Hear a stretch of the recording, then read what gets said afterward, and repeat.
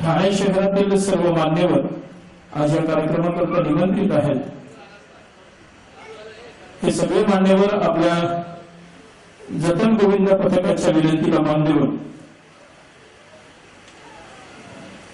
आपल्या सगळ्यांचे लाडके जतन गोविंद पथकाचे प्रमुख सल्लागार आदरणीय महेंद्र दादा वैद्य आणि सन्माननीय अध्यक्ष निलेश दादा वैद्य यांच्या आमंत्रणाला मान देऊन ठाणे शहरातील ठाणे जिल्ह्यातील बरेच नामवंत व्यक्ती या कार्यक्रमाकरता उपस्थित राहणार आहेत.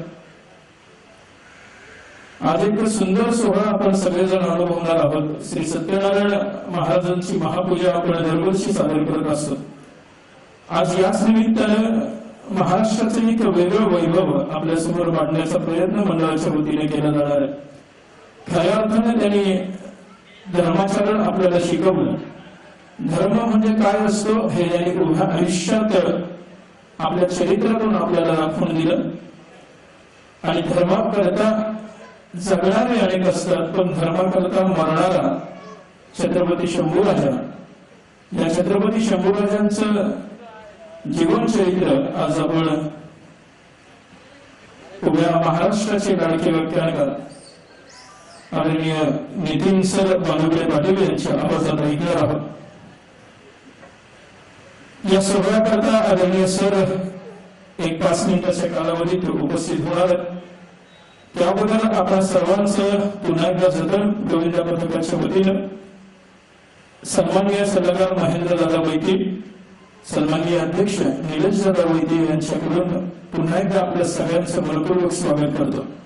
हा कार्यक्रम यशस्वीरित्या पार करावा म्हणून या सगळ्यांनी जितकी मेहनत घेतलेली आहे तितकंच आपुलकीनं प्रेमानं सहकार्य करणाऱ्या जतन गोविंद पथकाच्या सर्व पदाधिकाऱ्यांचं, सर्व कार्यकर्त्यांचं, समाजातांचंही आज विशेष कौतुक केलं गेलं पाहिजे. जतन गोविंद पथकाची शान समजल्या जाणाऱ्या सर्वच संलग्न मंडळांचं आज विशेष कौतुक या कार्यक्रमाच्या माध्यमातून आपण करणार आहोत. वैतीवाडी मित्रमंडळ, सुरेश वैती जनसेवा संघ, हनुमान गोविंद पथक, किंगस्टार स्पोर्ट्स क्लब, अजिंक्य तारा मित्रमंडळ, धर्मवीर स्पोर्ट्स क्लब, ओंकार मित्रमंडळ, भरारी ग्रुप, एकता मित्रमंडळ, सिद्धिविनायक ग्रुप, मराठी वादळ प्रतिष्ठान, अष्टविनायक मित्रमंडळ, नवयुवक क्रीडा मंडळ, कोकण रहिवासी संघ, महाड रहिवासी संघ, लेनिननगर मित्रमंडळ, गर्जना मित्रमंडळ या सर्व संलग्न संस्था जतन गोविंद पथकाच्या माध्यमातून एक आगळा वेगळा सोहळा आज आपल्या समोर साजरा करणार आहे. जतन गोविंद पथकाच्या विनंतीला मान देऊन आज ठाणे शहरातील, ठाणे जिल्ह्यातील बरेच नामवंत पाहुणे आज जतन गोविंद पथकाच्या प्रेमापोटी वेळात वेळ काढून या सोहळ्याकरता आपली उपस्थिती दर्शवणार आहे. त्याकरता सरस्वती मंदिर ट्रस्टचे मुख्याध्यापक माननीय एकनाथ तेलीसर यांचं आगमन या झालेलं आहे. जतन गोविंद पथकाच्या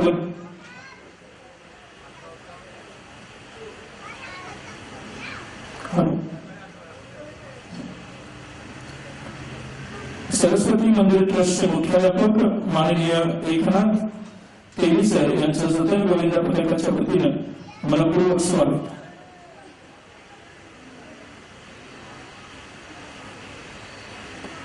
मी उपस्थित आपल्या सर्वांना विनंती करेन, सद्गुरू श्री साईनाथ मंदिराच्या बाजूला श्री सत्यनारायणाच्या महापूजेचं आयोजन आहे. आपण श्री सत्यनारायणाचं दर्शन घ्यावं, तीर्थप्रसादाचा लाभ घ्यावा अशी आपल्या सगळ्यांना जतन गोविंद पथकाच्या वतीनं सन्माननीय सल्लागार महेंद्र दादा वैद्य आणि सन्माननीय अध्यक्ष निलेश दादा वैद्य यांच्याकडून मनस्वी विनंती. त्याचबरोबर रंगमंचाच्या डाव्या बाजूला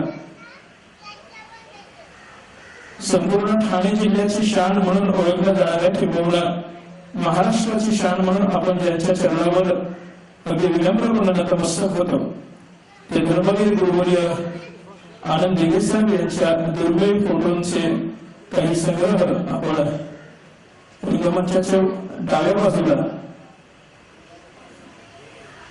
आज विशेषत्वाने आयोजित केलेले आहेत. आपण सगळ्यांनी त्याचा लाभ घ्यावा. धर्मवीर आनंद दिगेसाहेबांची आठवण आपल्या प्रत्येकाच्या हृदयात कायमच असते. आज इतका मोठा सोहळा करत असताना त्यांच्या प्रती पुन्हा एकदा आदर व्यक्त करावा म्हणून आपण या फोटोंचं प्रदर्शन आजही आयोजित केलेलं आहे। धर्मवीरांचं शहर म्हणून ओळखलं जाणाऱ्या आपल्या शहरात आज महाराष्ट्राचे पहिले धर्मवीर छत्रपती शंभूराजांचं जीवनचरित्र उलगडलं जाणार आहे आणि त्याकरता आपण सर्वजण आतुर आहात हे जीवनचरित्र ऐकण्याकरता। ज्यांच्या अमोघ वाणीतून आपण हे जीवनचरित्र ऐकणार आहोत ते महाराष्ट्राचे लाडके व्याख्यानकार प्राध्यापक नितीन बानुगडे पाटील पुढच्या 5 मिनिटाच्या कालावधीत व्याख्यान स्थळावर उपस्थित होणार आहे। शरद कणसे साहेब यांचंही आगमन झालेलं आहे, त्यांचंही जतन गोविंद पथकाच्या वतीनं मनपूर्वक स्वागत। उपस्थित सर्व रसिक प्रेक्षकांना एक छोटीशी विनंती आहे, रंगमंचाच्या समोर आपण काही खास आसन व्यवस्था मान्यवर पाहुण्यांसाठी आहे, कृपया पुढील काही सोपे सोडून आपण मागे विराजमान व्हावं असं व्याख्यानाकरता आलेल्या सर्व रसिकांना जतन गोविंद पथकाच्या वतीनं मनस्वी आव्हान आहे। श्री सत्यनारायणाची महापूजा सद्गुरू साईनाथ मंदिराच्या बाजूला आपण आयोजित केलेली आहे। आपण व्याख्यानाला बसण्या अगोदर सत्यनारायण महाराजांचं दर्शन घ्यावं, तीर्थप्रसादाचा लाभ घ्यावा असंही जतन गोविंद पथकाच्या वतीनं आपल्याला मनस्वी आमंत्रण। आपल्या सगळ्यांचं लाडकं व्यक्तिमत्व धर्मवीर आनंद दिघे साहेब यांच्या दुर्मिळ फोटोंचं प्रदर्शन पाहायला मिळेल। ठाणे शहरात धर्मवीर आनंद दिघे साहेबांची आठवण आपल्या हृदयात नेहमीच असते। आज या सुंदर सोहळ्याला पुन्हा एकदा त्यांच्या आठवणीला उजाळा द्यावा म्हणून हे प्रदर्शन आपल्या समोर मांडलं गेलेलं आहे। आपल्या सगळ्यांचं पुन्हा एकदा मनस्वी स्वागत करत आहोत। जतन गोविंद पथकाचे संलग्न सगळे जी काही कार्यकर्ते आहेत त्यांच्याही वतीनं आपलं मनपूर्वक स्वागत। वैतीवाडी मित्रमंडळ, सुरेश वैती जनसेवा संघ, हनुमान गोविंद पथक, किंग स्टार स्पोर्ट्स क्लब, अजिंक्य तारा मित्रमंडळ, धर्मवीर स्पोर्ट्स क्लब, ओंकार मित्रमंडळ, भरारी ग्रुप, एकता मित्रमंडळ, सिद्धिविनायक ग्रुप, मराठी वादक प्रतिष्ठान, अष्टविनायक मित्रमंडळ, नवयुवक मित्रमंडळ, कोकण रहिवासी संघ, महाड रहिवासी संघ, लेनिन नगर मित्रमंडळ, गर्जना मित्रमंडळ या सर्व संलग्न मंडळांचेही मनस्वी आभार आणि यांच्या वतीनं आपल्या सर्व रसिक प्रेक्षकांचं पुन्हा एकदा मनस्वी स्वागत करतो आहोत। संघातल्याही बऱ्याचशा लोकांना माहिती नाही बरं का राजगुरूंचा रोल संघाचा। माझ्या पुस्तकातून जेव्हा कळला तेव्हाही मला संघातल्याच काही लोकांनी विचारलं की राजगुरूंचा आणि संघाचा आहे असं संबंध? म्हटलं हो, तुम्हाला माहिती नाही पण आहे। मग तिथून आता करण्यासारखं काय येते, काहीतरी काम करायला मिळायला पाहिजे। मग तिथून ते कर्नाटकात गेले। तिथे डॉक्टर हर्डीकरांनी एक हिंदुस्थानी सेवा दल काढलेलं होतं बैल होंगल नावाच्या गावी। तिथे राहिले, 1-2 महिने तिथे राहिले, तिथेही मन लागेना। माननीय मार्गदर्शक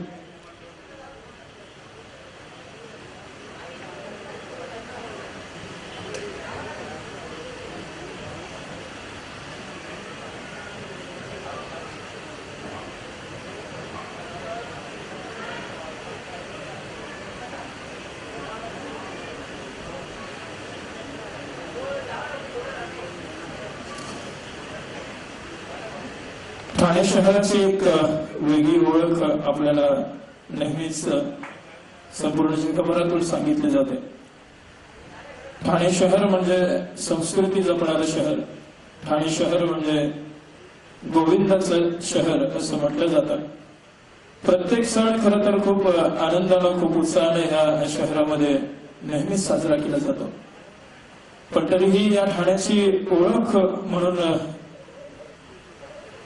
ज्या सणाचं संपूर्ण जगभर आकर्षण आहे ते म्हणजे गोविंदाचं दहीहंडीचं शहर म्हणजे ठाणे शहर असं ओळख आहे। आणि ती ओळख निर्माण करणारे काही मंडळ, नामवंत मंडळ या ठाणे शहरामध्ये अस्तित्वात आहेत। त्यापैकी जतन गोविंद पथक हे खूप नामवंत मंडळ सन्माननीय वैती साहेबांच्या मार्गदर्शनाखाली गेली अनेक वर्ष सातत्यानं गोविंद पथक असो, विभागातील रहिवाशांचे आरोग्याच्या संबंधीने काही प्रश्न असो, जीवनावश्यक वस्तू, जीवनावश्यक मूल्यांच्या संबंधाने काही प्रश्न असत, या सगळ्यांवर अगदी मार्मिक भाष्य आणि त्यानंतर मार्मिक उपाय शोधून काढणारं मंडळ म्हणजे जो जतन गोविंद पथक. आज या पथकांच्या वतीनं एक आगळा वेगळा सोहळा आपल्या समोर सादर केला जाणार आहे. ठाणे शहराचं आणखीन एक महत्वाचं वैशिष्ट्य, महत्वाची ओळख म्हणजे धर्मवीरांचं शहर म्हणून, धर्मवीरांचा जिल्हा म्हणून या ठाणे जिल्ह्याला, ठाणे शहराला ओळखलं जातं. अर्थात हे धर्मवीर म्हणजे आपलं सगळ्यांचं प्रेरणास्थान, गुरुवर्य आनंद दिघेच आहे. याच धर्मवीरांच्या या शहरामध्ये आज महाराष्ट्राचे पहिले धर्मवीर छत्रपती शंभूराजे यांचं जीवन चरित्र उलगडलं जाणार आहे. याची गरज खूप मोठी आहे आणि ती गरज आपल्याला महाराष्ट्राचे लाडके व्याख्यानकार, ज्यांच्या अमोघ वाणीतून छत्रपती शिवराय अख्ख्या महाराष्ट्रानं, अख्ख्या जगानं ऐकले, त्यांच्याच अमोघ वाणीतून छत्रपती शंभूराज आज आपण सगळेजण ऐकणार आहोत. आपल्या सगळ्यांच्या प्रेमाखातर सन्माननीय नितीन बानुगडे पाटील सर यांचं या ठिकाणी आगमन झालेलं आहे. पुढच्या काही सेकंदात सर व्याख्यानाकरता व्यासपीठावर येणार आहेत. त्याबद्दल याकरता आपण सगळेजण आज निमंत्रित आहात. सन्माननीय महेंद्र दादा वैद्य आणि सन्माननीय अध्यक्ष नीरज दादा वैद्य यांच्या विनंतीला मान देऊन, त्यांच्या प्रेमाखातर आपण सगळेजण या ठिकाणी उपस्थित आहात. आपल्या सगळ्यांचं मनपूर्वक स्वागत. महाराष्ट्र नवनिर्माण सेनेचे ठाणे शहर सचिव आदरणीय राजेश वाघबे साहेब यांचं आगमन या व्याख्यान स्थळावर झालेलं आहे. त्यांचं जतन गोविंद पथकाच्या वतीने मी मनपूर्वक स्वागत करतो. त्यांच्या सोबत आलेले सर्व त्यांचे पदाधिकारी, कार्यकर्ते यांचेही गोविंद पथकाच्या वतीने मनपूर्वक स्वागत. व्याख्यानाला आपण सुरुवात करत आहोत. मी एक छोटीशी विनंती आपल्या सगळ्यांना करेन. एकतर रंगमंचाच्या डाव्या आणि उजव्या बाजूच्या दोन्हीकडचा प्रवेश सभासदांनी ताबडतोब बंद करायचा. प्रवेश द्वारावर सभासदांनी उभं राहून येण्या जाणाऱ्या व्यक्तींना पर्यायी मार्ग दाखवण्याचं आपण सगळ्यांनी काम करायचं. रंगमंचाच्या समोर अजूनही काही आसन व्यवस्था उपलब्ध आहे. दोन्ही बाजूला उभे असणाऱ्या सगळ्या मित्रांना, सगळ्या रसिक श्रोत्यांना विनंती, आपण आसन व्यवस्थेचा लाभ घ्यावा. एक सुंदर साऊंड सिस्टीम आपल्या सगळ्यांसाठी जतन गोविंद पथकाच्या वतीनं आयोजित केलेली आहे. मला वाटतं अगदी शेवटच्या व्यक्तीपर्यंत तितक्याच ताकदीनं हा आवाज पोहोचत असेल. त्यामुळे कृपया आसन व्यवस्था आपण सगळ्यांनी त्याचा लाभ घ्यावा. छत्रपती शंभूराजे यांचं जीवनचरित्र आपण आज सगळेजण सन्माननीय प्राध्यापक नितीन बानुगडे पाटील सर यांच्या आवाजात ऐकणार आहोत. रंगमंचाच्या आजूबाजूला व्याख्यान सुरू असताना कुणीही फिरकू नये आणि कृपया आपले मोबाईल्स बंद ठेवावे. आपण सगळेजण ज्यांची खूप आतुरतेने वाट पाहत होतो ते सन्माननीय सर नितीन बानुगडे पाटील सर यांचं या ठिकाणी आगमन झालेलं आहे. मी विनंती करेन आपल्या सर्वांना आपण जोरदार टाळ्यांनी त्यांचं मनपूर्वक स्वागत करू.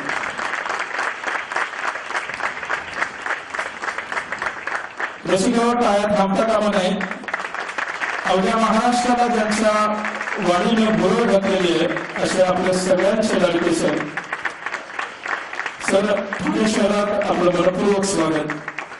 धर्मवीर गुरुवर्य आनंद दिघे साहेब यांचं शहर म्हणून ओळखलं जातं आणि याच धर्मवीरांच्या शहरात आपण महाराष्ट्राचे पहिले धर्मवीर छत्रपती शंभू महाराज यांचं जीवनचरित्र आज सरांच्या अमोघ वाणीतून आपण ऐकणार आहोत. महाराष्ट्राला ज्या गोष्टी कळायला पाहिजे होत्या त्या आजपर्यंत कळल्या नाहीत, हे महाराष्ट्राचं खरं तर दुर्दैव आहे.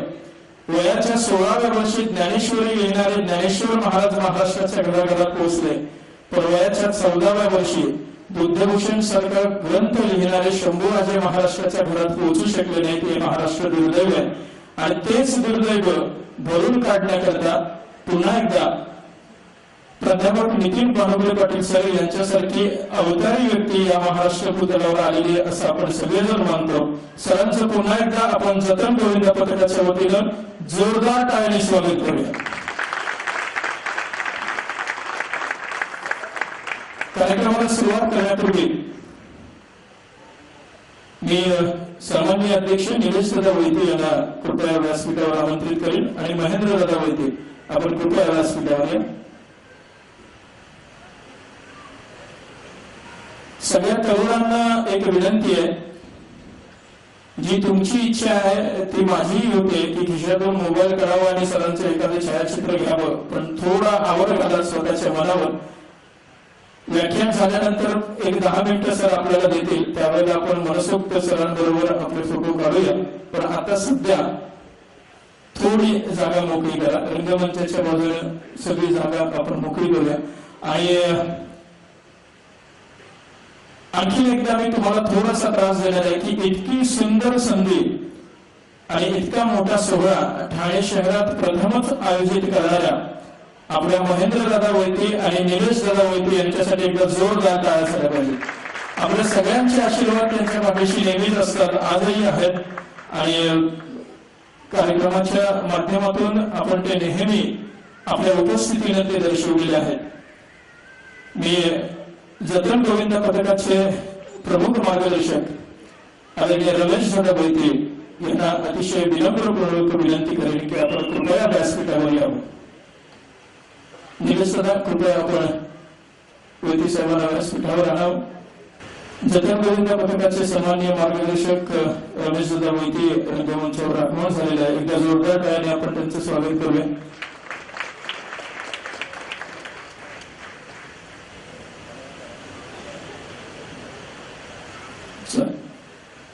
खरं तर दादांचं मार्गदर्शन नेहमीच लाभत असतं.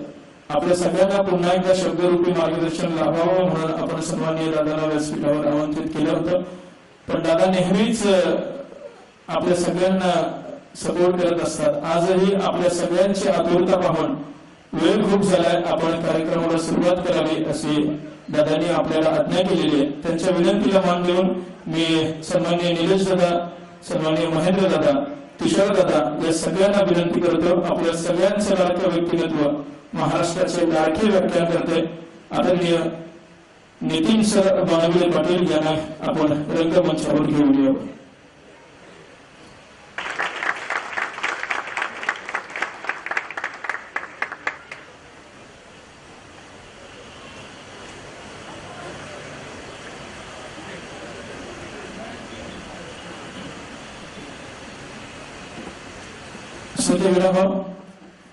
हा सुंदर सोहळा आपल्या सगळ्यांच्या डोळ्याचं पारणं फिरणारा सोहळा, धर्मवीरांच्या शहरात धर्मवीरांची ख्याती सांगणाऱ्या या महान व्यक्तीला आपण सन्माननीय दादांच्या हस्ते सन्मानित करत आहोत. संपूर्ण ठाणे शहराच्या वतीनं सर आपला हा सन्मान आहे, आपण या सन्मानाचा स्वीकार करावा.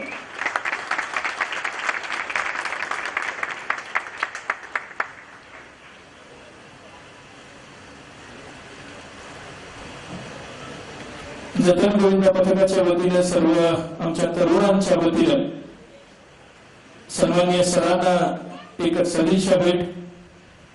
खूप छान प्रतिमा आहे सर, आपल्याला नक्की आवडेल.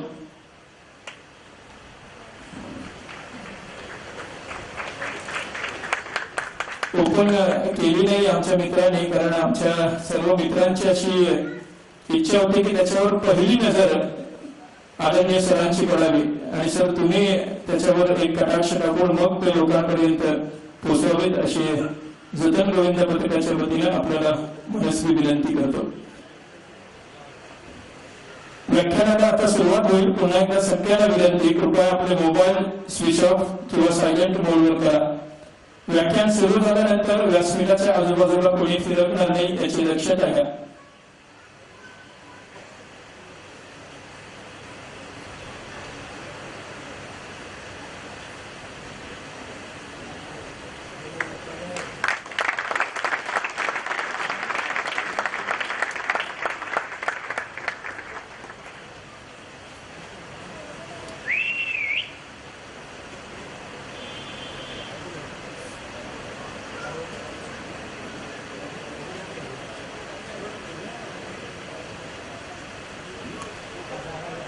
जतन गोविंद पथकाच्या वतीने आजचा हा विशेष सोहळा आपल्या समोर साजरा केला जात आहे. आपण व्याख्यानाला सुरुवात करत आहोत. मी पुन्हा एकदा विनंती करेल, कृपया व्यासपीठाच्या जवळ जर आपण उभे राहिलात तर कृपया आपले मोबाईल स्विच ऑफ करा किंवा सायलेंट मोडवर ठेवा.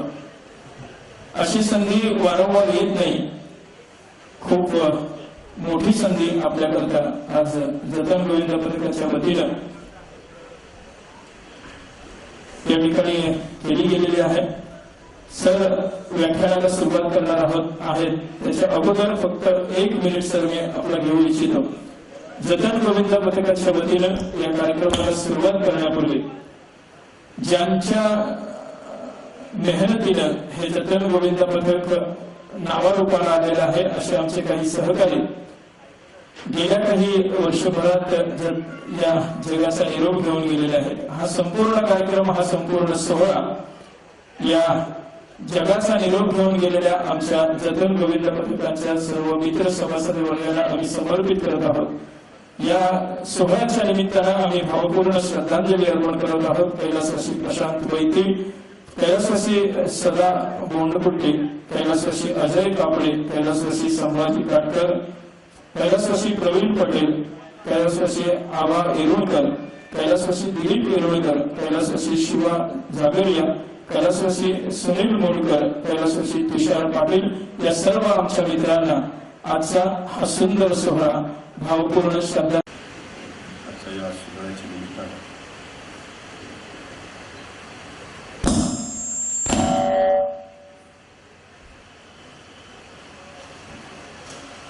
जतन गोविंद पथक यांच्या वतीनं आयोजित आजच्या या सोहळ्याच्या निमित्तानं या ठिकाणी उपस्थित असलेले आदरणीय मोहिते साहेब, आदरणीय आमचे खनसे साहेब, या गोविंद पथकाचे प्रमुख सल्लागार महेंद्रजी वैती, तुषारजी वैती, अध्यक्ष निलेशजी वैती आणि त्यांचे सर्व सहकारी आणि उपस्थित आपण सर,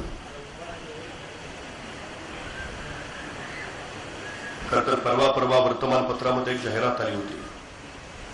गेल्या 25 वर्षात त्याच्या हातून एकही अपघात झाला नाही अशा ड्रायव्हरनी मुलाखतीला यावं. काही ड्रायव्हर मुलाखतीला आले, मुलाखती चालू झाल्या. पहिल्या ड्रायव्हरला विचारलं, काय हो गेल्या 25 वर्षात तुमच्या हातून एकही अपघात नाही? तो मला अजिबात ना विषय नाही, प्रश्नच नाही, फक्त गाडी एकदा ब्रेक फेल झाली म्हणून दरीत कोसळलो, पण बाकी कुठे टच नाही. त्याला म्हटले चला बाजूला. दुसऱ्याला विचारलं, गेल्या 25 वर्षात तुमच्या हातून एकही अपघात नाही? तुम्हाला अजिबात ना विषय नाही, प्रश्नच नाही, फक्त एक जण पुढनं येऊन माझ्या अंगावर आदळला तेवढंच काय ते, पण बाकी कुठं धक्का नाही. त्यालाही म्हटले चला बाजूला. तिसऱ्याला विचारलं, गेल्या 25 वर्षात तुमच्या हातून एकही अपघात नाही? तुम्हाला अजिबात नाही विषय नाही, प्रश्नच नाही, साक्षी पुरावे कागदपत्र सारं तपासलं, या माणसाच्या हातून गेल्या 25 वर्षात एकाही अपघाताची नोंद नाही. त्या मुलाखत घेणाऱ्याला आश्चर्य वाटलं. त्यानं न राहून विचारलं, गेल्या 25 वर्षात तुमच्या हातून एकही अपघात नाही, तुमच्या यशाचं रहस्य काय? तसा समोरचा ड्रायव्हर शांतपणे म्हणाला, गेल्या 25 वर्षापूर्वी माझी गाडीची मी एकदा गॅरेजला लावली, परत बाहेरच नाही काढली. ज्यांच्या गाड्या गॅरेजला त्यांचा अपघात व्हायचा विषयच येत नाही, पण ज्यांच्या गाड्या गॅरेजला त्यांना आयुष्यात कधी ध्येयही गाठता येत नाही. ही सगळ्यात महत्वाची वस्तुस्थिती आहे. ध्येय गाठायचं असेल तर गाड्या रस्त्यावर आणाव्याच लागतील, आणि रस्ते म्हणले तर खड्डे ठरलेले, टक्के ठरलेले, ऊन वारं वादळ पावसाची झुंज ठरलेली, ही सगळी झुंज सोसणं ज्याला जमतं, हा सगळा संघर्ष सहन करणं ज्याला साधतं, त्याला यश जिंकता येतं. खरं तर तुमचा संघर्ष जेवढा मोठा तेवढी तुमची उंची मोठी असते. 350 वर्षापूर्वी छत्रपती शिवाजी महाराजांच्या, छत्रपती संभाजी महाराजांच्या वाट्याला संघर्ष एवढा मोठा होता की जोपर्यंत चंद्र सूर्य राहतील तोपर्यंत छत्रपती शिवशंभू तुमच्या माझ्या काळजात जिवंतच राहतील. ही सगळ्यात महत्वाची वस्तू आहे.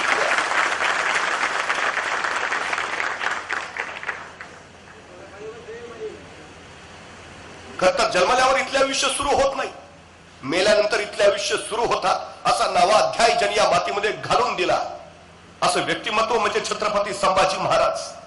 पण दुर्दैवाने एखाद्या गावरान माणसाला मी प्रश्न विचारतो, संभाजी महाराज कसे होते तुम्हाला माहिती आहे का? तो 2 शब्दात उत्तर देतो, संभाजी महाराज रगेल होते आणि संभाजी महाराज रंगेल होते. या 2 शब्दात संभाजी महाराजांचा इतिहास संपून जातो. खरं तर खरी वस्तुस्थिती काय, खरा इतिहास काय आहे? इतिहासाला आरोपांच्या फैरीत झालेल्या संभाजीराजांवर, संभाजीराजे स्वराचारी, संभाजीराजे व्यसनी, संभाजीराजे म्हणजे शिवाजींचा पुत्र, म्हणजे अगदी गोतास्कर,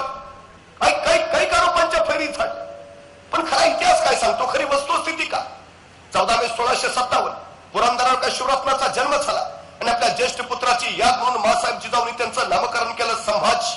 बघता बघता संभाजींच्या बाल्याने सगळ्यांची मन हरकू लागली, पण त्याच वेळी नियतीनं गलती केली. अवघा 2.25 वर्षाचं वय असताना संभाजीराजांच्या मातोश्री सईबाई महाराणी साहेबांचं निधन झालं.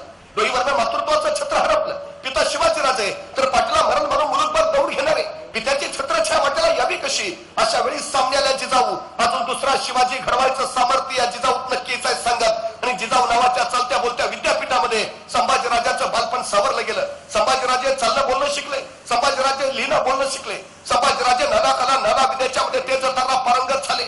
धर्मशास्त्र, अर्थशास्त्र, राज्यशास्त्र, नीतीशास्त्र, समाजशास्त्र याच्यामध्ये संभाजीराजे माहीर झाले. 1 नाही 2 नाही 3 नाही 4 नाही 5 नाही 6 नाही 7 नाही 8 नाही 9 नाही 10 नाही 11 12 13 14 15 16 भाषा यायला लागल्या संभाजी महाराजांना. मराठी येते, हिंदी येते, उर्दू येते, कन्नडी येते, तामिळ येते, हिब्रू येते, पाली येते, संस्कृत येते. एवढंच नाही, हेनरी ऑफ लंडन लिहून ठेवतो 350 वर्षापूर्वीच्या संभाजीराजांना इंग्रजी सुद्धा येते. या छोट्या युवराजानं माझ्याशी इंग्रजीतून संवाद साधला. या भाषा नुसत्या येतच नाहीये, या अनेक भाषांमध्ये संभाजी महाराजांची काव्यग्रंथांची रचना केली. राजकारणाची चर्चा करणारा बुधभूषणम, नायिका भेद तर अध्यात्माची चर्चा करणारा 7 शतक हे ग्रंथ संभाजी महाराजांनी लिहिले. खरं तर वयाच्या 14व्या वर्षी बुधभूषणम या ग्रंथामध्ये संस्कृत मधून श्री गणेशाचं वर्णन करताना संभाजी महाराज लिहितात, पद पदम अपत्र समाचरण जगचे मी कनक कर बकर ना विललित गभीर उदर लंबित विशाल वर उर दीर्घति मुंडी कर देत चारि फल एक दंत रुसुंड लवधारी जात सकल मल. हे वयाच्या 14व्या वर्षी संभाजींनी संस्कृत मधून केलेलं श्री गणेशाचं वर्णन आहे. खरं तर बुद्धीची आवड जशी जोपासली तशी त्यांनी व्यायामाची आवड सुद्धा जोपासली. मलकाम फलापेक दानपट्टा घोडेस्वारी याच्यामध्ये संभाजीराजे तेच तर्रा झाले. तत्कालीन घरामध्ये बेगाला घोड्याला बेभान पळवणारा आणि रणांगणावर एका पायावर वळवणारा एकच योद्धा होऊन गेला. त्या योद्ध्याचं नाव होतं संभाजी. ही कला परत दुसऱ्या कधी कुणाला जमलीच नाही. बघता बघता संभाजींचं वय झालं 8.5 वर्ष आणि त्याच वेळी महाराष्ट्रामध्ये मिर्झा राजे जयसिंगाचा आगमन झालं. शिवरायांना नाईलाजानं दह करावा लागला आणि त्याच वेळी मिर्झाला धूर्त खेळी टाकली. मिर्झा उद्गारला, शिवाजीराजे आपले पुत्र संभाजी आमच्याकडे ओलीस म्हणून राहतील. अनेक पिता व्याकुळला, नाही मिर्झा हे राजकारण नव्हे. आणि छदमी हसत मिर्झा म्हणाला, शिवाजीराजे हे राजकारणच आहे. आणि नाईलाजानं स्वराज्याच्या हितासाठी शिवछत्रपतींना आपला पुत्र स्वराज्याच्या डावावर लावावा लागला. नवे नवे वयाच्या 8.5व्या वर्षी संभाजींचा प्रत्यक्ष राजकारण प्रवेशित झाला. अर्थात औरंगजेबाला त्याला मनसबी धाडल्या. शिवाजी महाराजांना 7,000 तर संभाजी महाराजांना 7,000 मनसबदार केलं. म्हणजे पित्यापेक्षा 2,000ची मनसब औरंगजेबानं संभाजी राजांना अधिक झाली. जो औरंगजेबाला आधीच कळाला होता की पित्यापेक्षा पुत्र सवा हेच निपसणार आहे. पण त्याच वेळी आग्र्यामध्ये औरंगजेबाच्या 50व्या वाढदिवसाचा मोठा समारोह साजरा होत होता. सगळ्या मनसबदार निमंत्रण धाडली होती. आता मनसबदार म्हणून संभाजी महाराजांना सुद्धा जाणं क्रमप्राप्त होता. पण त्याच वेळी शिवाजींच्या काळजात मात्र काळू म्हटली, अरे 9 वर्षाचा पोर आहे, कसं नाही हो त्याला या मुलकापासून त्या मुलकापर्यंत वारण म्हणून सोसेल त्याला ऊन वारा वादळ पाऊस अरे कशी सुद्धा गेली. पण त्यातून शिवरायांच्या लक्षात आलं, संभाजी म्हणजे त्या शिवाजींच्या पोटाला पोर नाही, तो सह्याद्रीच्या कुशीत आणि महाराष्ट्राच्या मुशीत जन्माला आलेला मराठ्याचा पोर आहे. हे धैर्य हे शौर्य त्याच्या काही आहेच. पण या निमित्तानं संभाजी महाराजांना मुघली रियासतीचा, मुघली दरबाराचा, मुघली राजकारणाचा अगदी जवळून अभ्यास करता येईल या हेतुपूर्तीसाठी शिवरायांनी त्याला सोबत घेतलं. आणि या मुलकापासून आग्र्या मुत्रेपर्यंत त्या मुलकापर्यंत वैरान वनवास भोगत संभाजीराजे अखेर आग्र्यात पोहोचले. यथाकाला औरंगजेबाच्या दरबारात शिवरायांसोबत हजर सुद्धा झाले. पण इथंच औरंगजेबानं चहरी चाल टाकली. शिवरायांना मागच्या रंगेत उभा केलं आणि महाराष्ट्राचा स्वाभिमान फोडला. भर दरबारात शिवाजी महाराजांना औरंगजेबाला फटकारलं. असा अपमान यापूर्वी शहनशाह हिंदुस्तान औरंगजेब टाकून केला नव्हता. तो सह्याद्रीच्या नरसिंहानं केला आणि तर्क महाराष्ट्रातून बाहेर पडले. त्या दिवसापासून शिवाजी महाराज औरंगजेबाच्या दरबारात कधी गेले नाही. पण महाराजांचे प्रतिनिधी म्हणून संभाजीराजे मात्र औरंगजेबाच्या दरबारात येत जात राहिले. एके दिवशी भर दरबारात औरंगजेबानं या 9 वर्षाच्या संभाजीराजाला विचारलं, संभाजीराजे आपण उत्तम कुस्ती खेळता असा मी ऐकून आहे, आपण उत्तम मल्लविद्या जाणता असा मी जाणून आहे. मग संभाजीराजे आमच्या दरबारात सुद्धा चांगले चांगले मल्ल आहेत. आमच्या दरबारातल्या एखाद्या मल्लाशी कुस्ती खेळाल का? तसा 9 वर्षाचा छावा काढला. आम्ही फक्त आमच्या लायकीच्या मल्लाशीच कुस्ती खेळतो आणि तुझ्या दरबारात माझ्या लायकीचा एकही मल्ल नाही. सबब हे महाराष्ट्राचं पाणी होतं. 9 वर्षाच्या संभाजी महाराजांनी आपल्या स्वाभिमानाची चुणूक औरंगजेबाला दाखवली होती. पण त्याच वेळी औरंगजेबाची जहरी चाल शिवरायांच्या गळ्याभोवती आवळत निघाली होती. महाराजांना ठार मारण्याचा बेत होता. फौलाद खानाची फौलादी मिठी महाराजांचा गळा उडू लागली होती. महाराजांना तर बाहेर पडता येत नव्हतं, पण संभाजीराजे मात्र औरंगजेबाच्या महालापासून ते कुंभाराच्या वाड्यापर्यंत बिनधोक येत जात होते. अखेर शिवरायांनी सुटकेच्या चालीच्या सगळ्या जबाबदाऱ्या संभाजीराजांवर सोपवल्या. म्हणजे स्वप्नातही शक्य होणार नाही ते सत्यात उतरवून महाराष्ट्राचा नरसिंह निसटला, पण औरंगजेबाच्या हातावर तुरीत देऊन निसटला. पण आपल्या एकुलत्या एक पुत्राला मागं ठेवून. यावेळी एका पित्याचं काळीच रखडं नसेल का? यावेळी एका पित्याचा जीव गलबला नसेल का? अरे 9 वर्षाचा पोर कसं ठेवा मागं मरणाच्या दरात औरंगजेबाच्या पोटात जर काही फलतसंत घडलं तर? आणि त्याच्यापेक्षा महत्वाचं त्याही निरोपाच्या क्षणी या इवल्याशा शंभूनी शिवरायांचा हात हातात घेऊन विचारलं असतं, आबासाहेब आम्हाला सोडून एकटेच जाणार? अरे दर्या सुद्धा हटला असता, मागं धरणीकाप झाला असता, कोसळला असता आभार, तर विचारलं असतं शंभूनी, आबासाहेब आम्हाला सोडून एकटेच जाणार? पण त्या आई निरोपाच्या क्षणी हा 9 वर्षाचा पोर आपल्या पित्याचा हात हातात घेऊन धीरोदात्तपणे सांगत होता, आबासाहेब आमची फिकीर करू नका, आमच्यापेक्षा महाराष्ट्राला आपली गरज आधी काय, आपण बिनधोक या. आणि शिवरायांना कळून चुकलं, पुत्र जाणता झालाय. यथाकाल राजे राजगडावर पोहोचले आणि राजगडावर पोहोचल्या राजाने वार्ता उठवली, वाटेत संभाजी राजांचं निधन झालं. वयाच्या 9व्या वर्षी संभाजी राजाच्या पाटलाचे मरण बांधलं गेलं. तर इंद्रायणी भीमेच्या तीरावर मरला बिड्या छातीनं समोर जाईपर्यंत ते मरण त्यांची सोबतच करत राहिलं. खरं तर राजगडावर संभाजी महाराजांचे अंत्यविधी झाले. मासाहेब जिजाऊ रडून रडून थकल्या, पण हा सगळा काळी जताह शिवराय आतल्या आत सोसत राहिले. तर बोलता येत नव्हतं, तर सांगता येत नव्हतं. शिवरायांनी टाकली होती एक छोटी छलांग आणि त्या छोट्या छलांगीलाच काम केलं. औरंगजेबाला वार्ता कळाली की संभाजी महाराजांचं निधन झालं आणि औरंगजेबाला पाठलाग सोडला आणि विनासायास मग काशीपंतांच्या समवेत शंभूराजे सुरक्षित रायगडावर पोहोचले. पण गेलेले शंभूराजे वेगळे होते, परत आलेले शंभूराजे आता झाले होते जाणते परिपक्व, मोगली रियासतीचा, मोगली दरबाराचा, मोगली राजकारणाचा अति जवळून अभ्यास केलेले. यथा काल शिवरायांनी त्यांना दानप्रमुख म्हणून जबाबदारी दिली, त्यांना खासगी मुलकी प्रशासनाचा अधिकार सोपवले. बघता बघता धर्माचे खटले जे शिवरायांच्या न्यायालयापुढे यायचे त्याचे निकाल सुद्धा आता संभाजीराजे देऊ लागले. रयत हिताचे फैसले घेऊ लागले आणि संभाजीराजे रयतेचे धाकले धनी झाले. यथा काल संभाजींचं वय झालं 14 वर्ष आणि एके दिवशी शिवरायाने विचारलं, संभाजीराजे आपण लेखणी ते चालवता, पण आपली तलवार आणि कराडला छावा आपल्या द्याव्या बसाय आणि आज्ञा सुटली गुजरात खामात प्राण टिपण्याची आणि काया कबीर घरामध्ये पाण्यात चढून उभा खावा, तसा शौर्यासोबत उभा करून छावा कोसळला, गुजरात टिपला, खंबे हात मुडलं, महाराजांना खासे कैद केले. संभाजींच्या युद्धनीतीने अनेकांच्या नजरा विस्फोरल्या. जीत जीत जीत हासिल होत राहिली. वार्ता शिवरायांना कळाली आणि कराडले राजे त्या बाबतीत तो फोडला, आमचा बछडा खाशी जीत घेऊन येतोय आणि स्वराज्यावर संभाजींच्या पराक्रमाची पहिली मुद्रा उमटली. एका पित्याला, एका स्वराज्य निर्मात्याला आपल्यासारखा पराक्रमी पुत्र लाभणं हे कोण मोठं भाग्य. शिवरायांच्या वाट्याला ते भाग्य आलं होतं. स्वराज्य संवर्धित करणारा पुत्र त्यांना लाभला होता.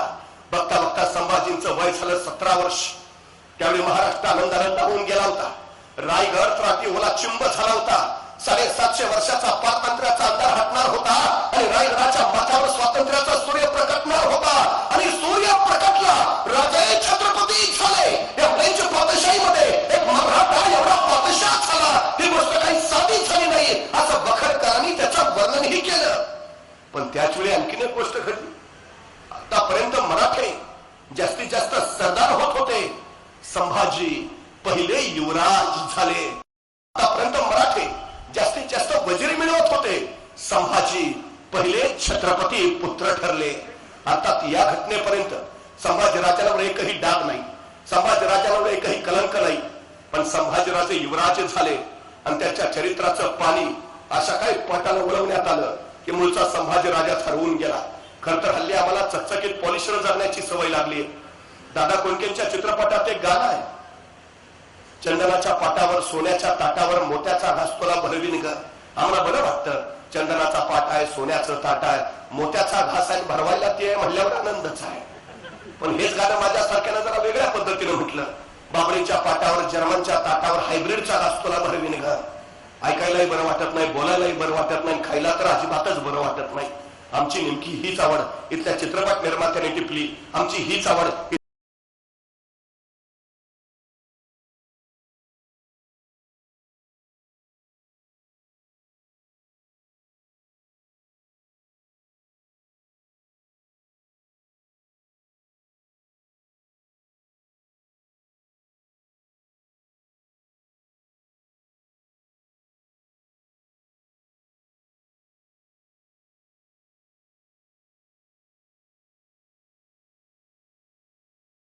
चित्रपटाचे हिरोईन, मग झाडामागं गाणी म्हणत पाळणारे एखादी हिरोईन पाहिजे, त्याशिवाय चित्रपट कसा चालणार? संभाजी नाटकाचे नट आहेत, मग नाटकात एखादी नटी पाहिजे, त्याशिवाय नाटक कसं चालणार? आणि मग जन्माला आलेल्या संभाजीराजांबरोबर कधीही न जन्माला आलेली स्त्री पात्र जोडली गेली आणि संभाजीराजांचं चरित्र बदनामीच्या वळचणीला आणून ठेवलं. खरं तर मोरेश्वर आत्माराम पठारे यांनी पहिल्यांदा संभाजीराजांवर नाटक लिहिलं. या नाटकामध्ये त्यांनी तुळसा नावाचं पात्र रेखाटलं. हीच तुळसा बेबंदशाहीमध्ये औंधकरने रेखाटली. मात्र नाटकाच्या प्रस्तावनेमध्ये औंधकर असं लिहितात की या नाटकात योजलेलं तुळसा नावाचं पात्र पूर्णपणे काल्पनिक असून तिचा इतिहासाशिवाय शंभू चरित्राशी काही मात्र संबंध नाही. पण आम्ही 3 तास नाटक बघतो, नाटकात आम्हाला प्रस्तावना वाचून दाखवली जात नाही, तर तुळसा खरी का खोटी याचा पत्ता मला लागत नाही. पण नाटक संपल्यावर आम्ही तिथून बाहेर पडतो आणि बाहेर पडताना शेजाऱ्याला म्हणतो, एवढी दोघं होती 3 तास बरोबर, म्हटल्यावर असणार काहीतरी दोघांचं, उगा दाखवत्यात काय? वास्तवाच्या तळाशा सत्ताच्या मुळाशी आम्ही जात नाही. नाहक एखादी तेजोरिका बदनामीच्या गर्दीत अडकते, ही सगळ्यात मोठी शोकांतिका.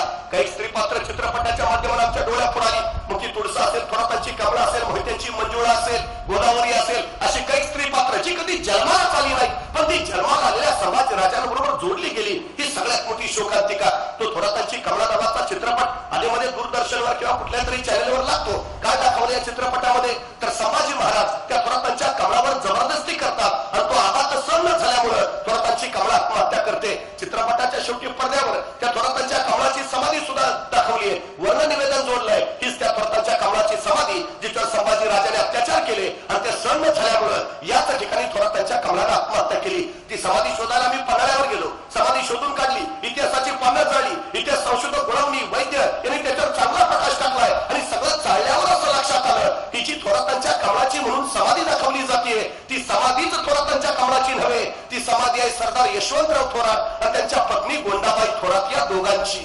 तरी आम्ही म्हटलं कुठून त्या चित्रपटाच्या निर्मात्याला शोध लागला असेल ही थोरातांच्या कमलाची समाधी. त्या समाधीवर काय लिहिलंय ते वाचलं, आश्चर्याचा धक्का बसला. कारण थोरातांची कमला निधन पावल्याचं साल लिहिलं होतं 1698 साल आणि संभाजी महाराजांचा मृत्यू झालाय 1689 साली. म्हणजे संभाजी महाराजांच्या मृत्यूनंतर 9 वर्षांनी थोरातांची कमला मेली. मग तिच्यावर नंतर 9 वर्षांनी जबरदस्ती करायला संभाजींचं भूत गेलं होतं का? पण हा साधा प्रश्न आम्हाला कधी पडला नाही.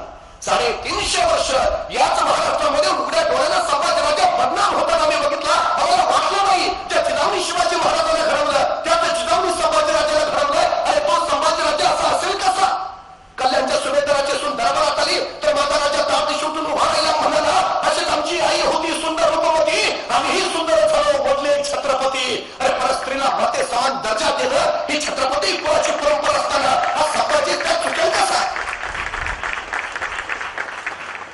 औरंगजेबाचा मुलगा अकबर आपल्या बापाविरुद्ध भांडण द्यायला महाराष्ट्रात आलाय. या अकबराला माहितीये उभ्या हिंदुस्थानात औरंगजेबाची टक्कर घेईल असा एकच योद्धा आहे आणि त्या योद्ध्याचं नाव आहे संभाजी. तो इथं आला महाराष्ट्रात आणि दिल्लीच्या राजकारणासाठी संभाजी महाराजांनी त्याला जवळ केला आणि आपल्या मैत्रीचं प्रतीक म्हणून एक मोत्याचा कंठा संभाजी महाराजांनी त्या अकबराला भेट म्हणून दिला. आणि संभाजी महाराजांनी मैत्रीचं प्रतीक म्हणून दिलेला हा मोत्याचा कंठा या नादान अकबरानं एका नर्तकीला देऊन टाकला. ही वार्ता संभाजी महाराजांना कळाली आणि सततले संभाजीराजे त्याला मैत्रीची कदर नाही, त्याच्याशी पत्र आम्हाला जोडायचाच नाही की त्याच्या सवती बंद करा तुरंत तुरंत. का? तर आपण दिलेला मोत्याचा कंठा त्या नादान अकबरानं नर्तकीला दिला. ती साधी गोष्ट ज्याला सहन होत नाही तो स्वतःच्या चारित्र्याबद्दल कसा असेल?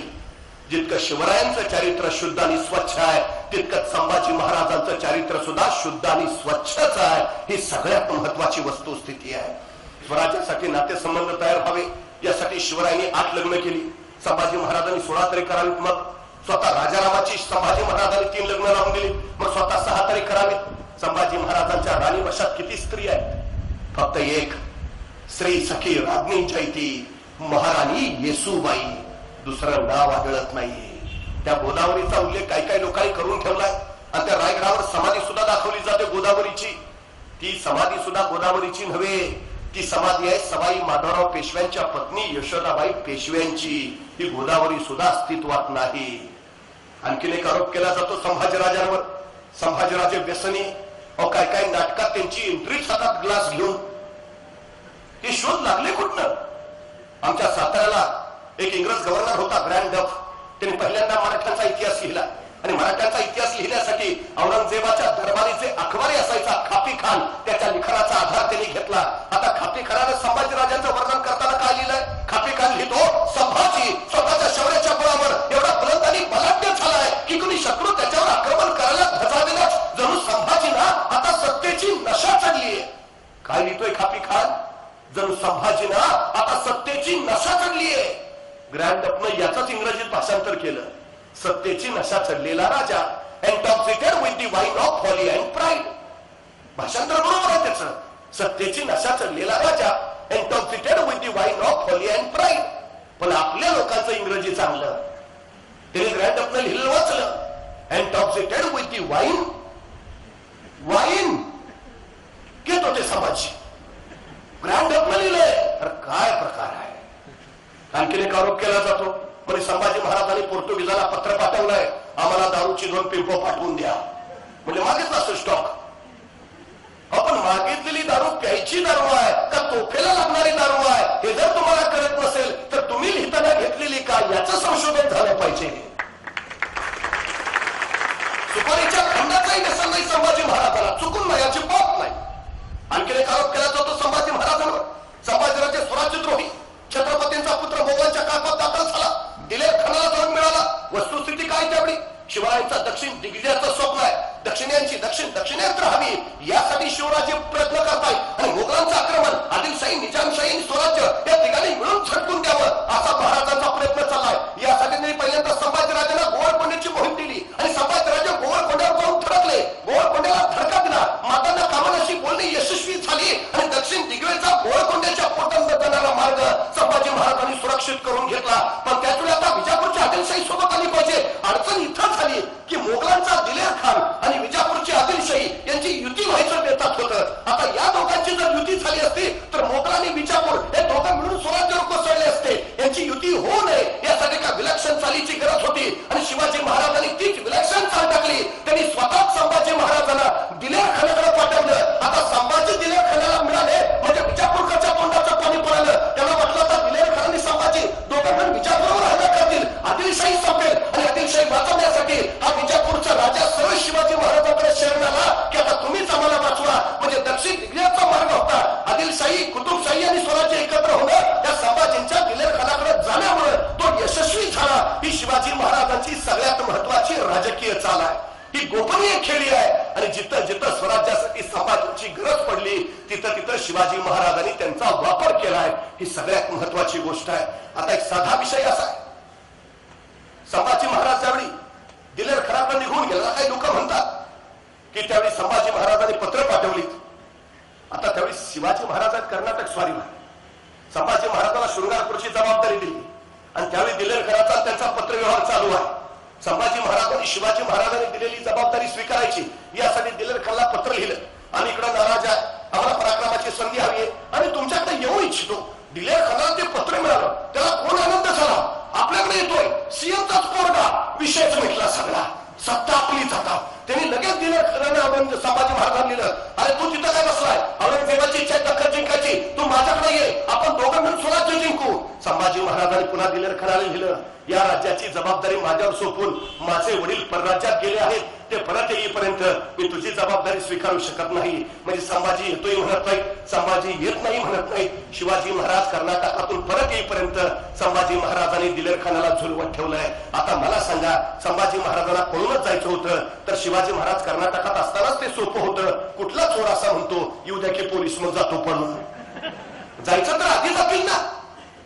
आणि सगळ्यात महत्वाची गोष्ट सांगतात लोक ते पत्र पाठवले, संभाजी स्वतः गेले. अत्यंत भयान चूक संभाजींची झाली. काय गोपनीय राजकारण आहे? मग गोपनीय राजकारण शिवाजी महाराजांनी संभाजीला सांगितलंय, ते गोपनीय पद्धतीनं पार पाडलंय. आणि सगळ्यात महत्वाचं भीमसेन सक्सेना एका ठिकाणी असं लिहितो की शिवाजींची माणसं गुप्तपणे संभाजी राजाकडे येत जात असत. एके दिवशी शिवरायांच्या माणसांनी संभाजीला अलगद दिलेर खानाच्या ह्याच्यातून बाहेर काढले आणि विजापूरला मसूद खानाकडे नेले. म्हणजे संभाजीला सोडवलं कुणी? शिवाजी महाराजांनी. आता संभाजी जर बंडखोर असते, संभाजी जर फितूर असते, तर शिवाजी महाराजांनी त्यांना सोडवलं असतं. खंडोजी खोपडा फितूर झाला, हातपाय तोडले. संभाजी गावची फितूर झाला, प्रतापराव गुजराकरवी त्याला ठार मारलं. मग संभाजी फितूर झाले तर शिवाजी महाराज त्यांना सोडवून कसे येतात? परत त्यांच्याशी वाटाघाटी करायचे अधिकार देतात. मोगलांच्या विरोधात आक्रमणाच्या फळीचं नेतृत्व त्यांच्यावर सोपवतात. अर्थ काय आहे? अर्थ स्पष्ट आहे. संभाजीने दिलेर खानाकडे जाणं ही शिवाजी महाराजांचीच राजकीय चाल आहे. आता ती पत्र दाखवतात लोक. आता मला सांगा, हा जर गोपनीय कटाचा भाग असेल तर संभाजी महाराज दिलेर खानाला असं लिहितील का? राजमान्य राजश्री दिलेर खान साहेबांशी शिरसाष्टांग दंडवत. त्याचं काय झालं? आमचे आबासाहेब नुकतेच कर्नाटकवरनं परत आले. आमचं सैन्य थकलं, शस्त्र मोडली. आम्ही काही इतक्या तुमच्या बरोबर लढू शकत नाही. मग आमचे आबासाहेब आम्हाला असं म्हणाले, संभाजीराजे करता का असं? जाता का दिलेर खानाकडं? जावा, जरा वर्ष दीड वर्ष त्याला गाफील ठेवा. तोपर्यंत आम्ही इकडची तयारी उरकतो. झाली की तुम्हाला कळवतो. मग या तुम्ही इकडं. मग दिलेर खान साहेब कसं काय वाटतं आमचा प्लॅन तुम्हाला? मग येऊ का तुमच्याकडं? मग काय म्हणताय तुम्ही? काय? आणि महाराजांचं राजकारण कायम असंच राहिलं हो. ते गणेवाडीला जातो म्हणून सांगतात आणि सुरतेची लूट करून येतात. ते संभाजींचं निधन झालं म्हणून सांगतात आणि संभाजींना सुखरूप रायगडावर घेऊन येतात. हा गोपनीय भाग आहे. जिथं जिथं स्वराज्याची जबाबदारी पडली, संभाजी महाराजांनी ती लीलया पार पाडली. हा सगळ्यात मोठा याच्यातला भाग आहे.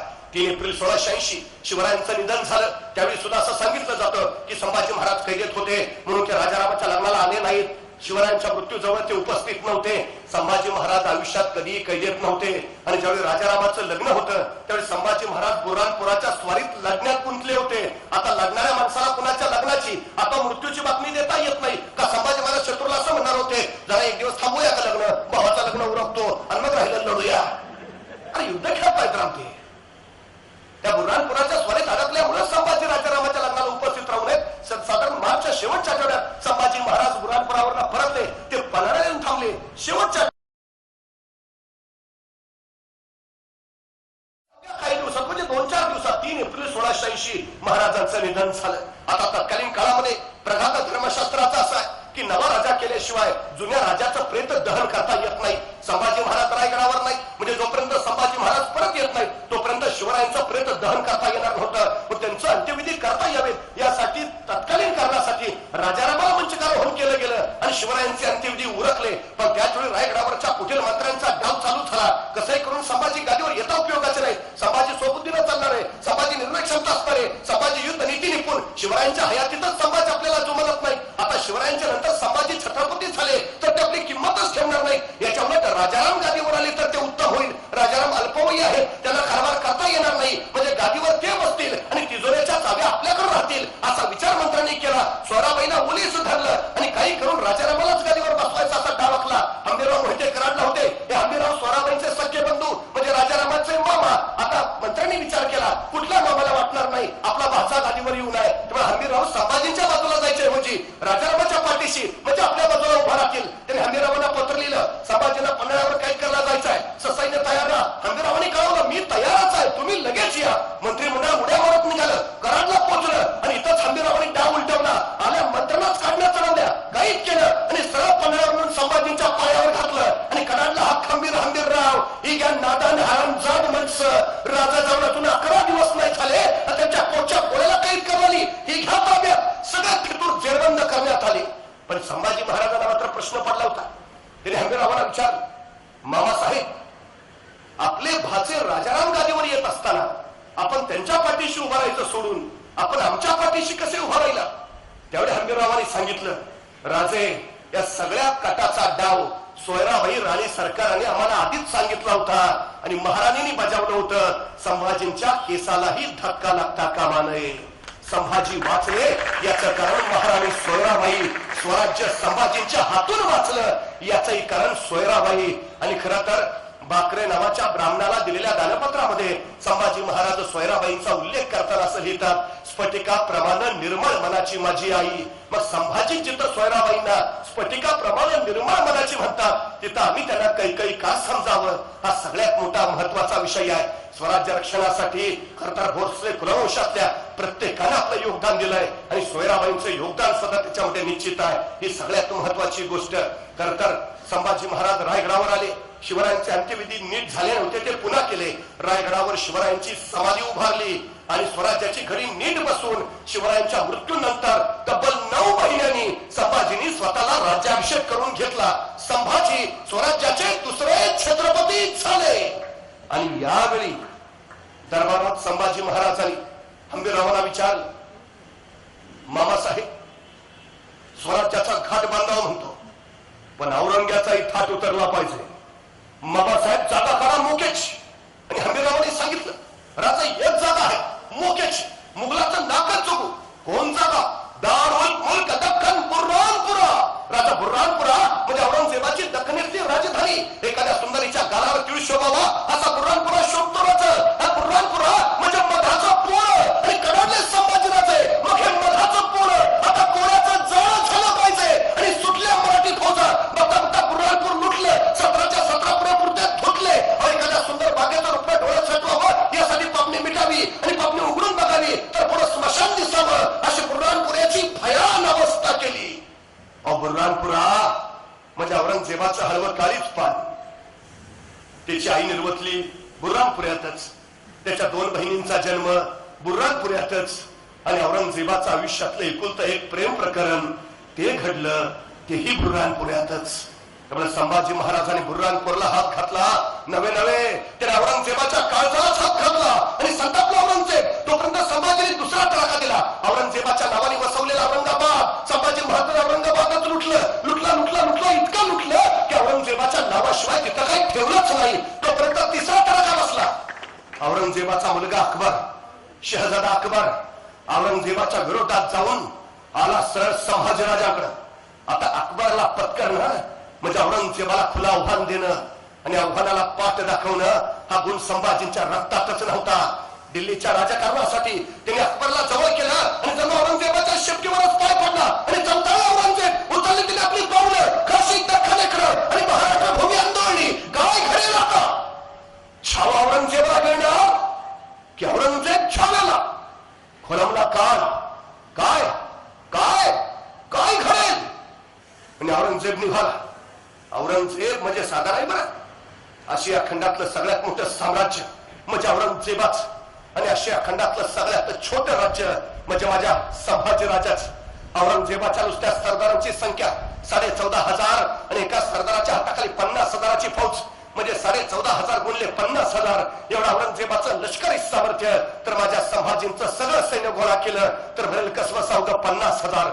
औरंगजेबाचा एका वर्षाचा वार्षिक महसूल त्या काळात 350 कोटी रुपये आणि माझ्या स्वराज्याचा वार्षिक महसूल कसा बसा 1 कोटी रुपये. म्हणजे औरंगजेब मनबर आहे आणि स्वराज्य कणबर आहे. हा मनबर औरंगजेब कोसळला महाराष्ट्रावर आणि बघता बघता भारतात संभाजीराजांना कडाडली आणि संभाजीराजा सह्याद्रीच्या कड्यावरनं कडाडले. येऊ द्या त्या औरंगजेबाला. अखेर त्याला त्याच्या मरणाची जागा कळली तर आता बघेल या छाव्याचा गणित कावा. आणि बघता बघता नगरलेल्या औरंगजेबाला स्वराज्याला खिंडीत पकडण्यासाठी आपले बडे बडे सरदार पाठवले. सरबुलंद खान, अली खान, हसन खान, शहाबुद्दीन खान, फतेह खान, रामसिंग हाडा, भीमसिंग हाडा, शहजादा आजम, बेदार, बख्ताली खान जो बाजूने स्वराज्याला बेडीत बघता बघता हात घुसत राहिले. आणि खासे संभाजीराजे आपल्या फौजेनिशी मोगलांना टक्कर द्यायला सज्ज झाले. बघता बघता तुंबर लढाया चालू झाल्या. जो बाजूला रणधर वाजलं. आक्रोश किंकाळ्या आल्या. मैदान थरारून गेलं. संभाजी लढत होते, झुंजत होते. दिवसाच्या 24 तासात 20 तास घोड्यावर बसून लढत होते. प्रसंगी शाळूच्या मातीच्या भाकरी खात होते. पण मोगलांना मग रेटत निघाले होते. मराठ्यांनी शौर्याचा अफाट करिश्मा गाजवला. जो बाजूला मोगल रेटत नेले. शिकस्त, पराभव आणि हार. मोगलांच्या वाट्याला दुसरं काही येत नव्हतं. जिथं जाईल तिथं संभाजीराजांचे फटके खात होते आणि फटके देणारे संभाजी करत होते. आणि तलवारीच्या टोकावर भाकरी भाजतात मराठे. औरंगजेबा तुला भाजायला वेळ नाही लागणार. आणि त्या भाजीने करत झाला होता औरंगजेब. सतापला होता. त्याला वाटलं होतं संभाजी म्हणजे शिवाजींचा नादाब दख्खनशील वारीस. चुटकी सरशी चुरगळू आणि दख्खन घशात घालू. पण संभाजींच्या पहिल्याच तडाख्यानं औरंगजेबाचा चेहरा बदलला आणि औरंगजेब पुटपुटला. हे पाणी काही वेगळंच आहे. बघता बघता त्याने आणखी फौजा ठरल्या. आणखी स्वराज्यावर फौजा कूच करून आल्या. संभाजीराजे त्यांच्या फौजेसह झुंजू लागले. बेबानपणे लढू लागले. औरंगजेबाच्या शौर्याचा लोट आणि फौजेचा लोट वाढत होता. आणि त्यापुढे अचानक संभाजी महाराजांनी एक विलक्षण चाल खेळली. औरंगजेबाच्या फौजा महाराष्ट्राच्या उरावर संभाजी महाराजांनी स्वतःच्या फौजा औरंगजेबाच्या मुलकात घातल्या आणि बघता बघता मराठी फौजा औरंगजेबाचा मुलूक उद्ध्वस्त करत निघाल्या. चो बाजूला लुटार प्रारंभली, खंडणी गोळा करत मराठ्यांच्या फौजा मुलूक उद्ध्वस्त करत सुसाट सुटल्या. औरंगजेबाला सुचायचं बंद झालं. आम्ही यांच्या दारात आणि हे आमच्या घरात. त्यांनी तातडीनं बहादूर खानाला मराठ्यांच्या पाठलागावर पाठवलं. बहादूर खान मराठ्यांच्या पाठलागावर सुटला, पण बहादूर खान पळून पळून नुसता दमला. अरे वारा आणि मराठे कधी कुणाच्या हातात आले, बहादूर खानाच्या कैसा येतील. सुटला बहादूर खान नुसता पाठलाग करत राहिला. पण इथं जाऊ तर मराठे तिथं पोहोचव तर मराठे दुसरीकडे, तिथं जाऊ तर मराठे तिसरीकडे. अहो पळून पळून दमला बहादूर खान. एके दिवशी मराठ्यांनी आया बहादूर खानाचा हत्तीच पळवला. आता मात्र शर्त झाली, या बहादूर खानाला सुचायचं बंद झालं. हा औरंगजेबाची तर कोण केविलवाणी अवस्था. मराठ्यांनी इतकी तिची आबरूची लत्तर करून ठेवलेली की इथं शिवायला जावं तर मराठी तिथं उसवून ठेवतायत, तिथं टाका घालावा तर मराठ्यांनी तिथं फाडून ठेवलंय, तिथं शिवायला जावं तर मराठ्यांनी इकडं लत्तर आबरूची लत्तर केली होती. संभाजी महाराजांनी औरंगजेबाच्या वैतागला होता. औरंगजेब आपल्या सरदारावर बरसत होता, कडाडत होता. क्या करते हो बंदोबस्त, किल्ला दक्कन के खाली मार खाते हो, इतनी फौज दीदी मत ने कहा गई, खा गया हो दक्कन का चूहा. कुणीतरी सरदार म्हणायचा, हुजूर वो संभा शैतान है. अरे फिर हम कहा शैतान से कम है, फिर भी शिकस्त क्यों हार. संतापला होता औरंगजेब. फौजा फौजा धडत होता, पण मराठे या फौजांना मागं रेटत साप शिकस्त देत पराभूत करत होते. औरंगजेब संतापला. अखेर वर्षभर काही हाताशी नाही आलं. अहो दक्कन सोडा, एक खण सुद्धा औरंगजेबाला घेता नाही आला. एक खण. वैतागल्या औरंगजेबानं आपल्या सगळ्या सरदारांची बैठक बोलावली. क्या किया जाए. आणि मग त्याचा एक सरदार म्हणाला, हुजूर इन मराठों की जान है उनके गड़किलों में, पहले गड़की ले लेते हैं. मराठे खुद बखुद आएंगे, घुटने टेकते हमारे सामने. आणि पटला औरंगजेबाला. सही बात, हे मराठे गडकोटाच्या आधारावर तर लढतात. हे गडकोट पहिले घेऊया, मग मराठे कशाच्या आधारावर लढतील. सीधा घुटने टेकत शरण येतील. आणि मग त्यांनी विचारलं, ऐसा कौन सा किला है जो जल से जल लिया जा सकता हो. म्हणजे पहिल्याच घासाला पराभवाचा खडा नको, किल्ला असा काढा की पटकन घेता येईल, फारसा डोक्याला ताप नको. मग एकाने सांगितलं, हुजूर एक किल्ला आहे. कौन सा. हुजूर नाशिक जिल्ह्यातला, दिंडोरी तालुक्यातला, वणीपासून अवघ्या 10 मैलावर असलेला. प्रभू श्री रामचंद्र तिथं विश्रांतीसाठी जायचंय, त्यांची सेज तिथं, मग त्या किल्ल्याचं नाव आहे रामसेज. हुजूर असा किल्ला आहे. मराठे कितने हैं, 300 350 होंगे हुजूर. शिबंदी ना हुजूर, बजमियत ना हुजूर, तोफे बिल्कुल ना हुजूर. तो ठीक है, वही ले लेंगे. ठरलं औरंगजेबाचं. अवघे 350 मराठे असलेला, तोफा शिबंदी बजमियत अजवात बसलेला तो रामसेजचा किल्ला घ्यायचा. आणि औरंगजेबाला विचार, तो कौन लेगा रामसेज, कौन जाएगा. आणि उभारायला शाहबुद्दीन खान. हुजूर हम जाएंगे. शाहबुद्दीन कितने दिनों में लोगे किला.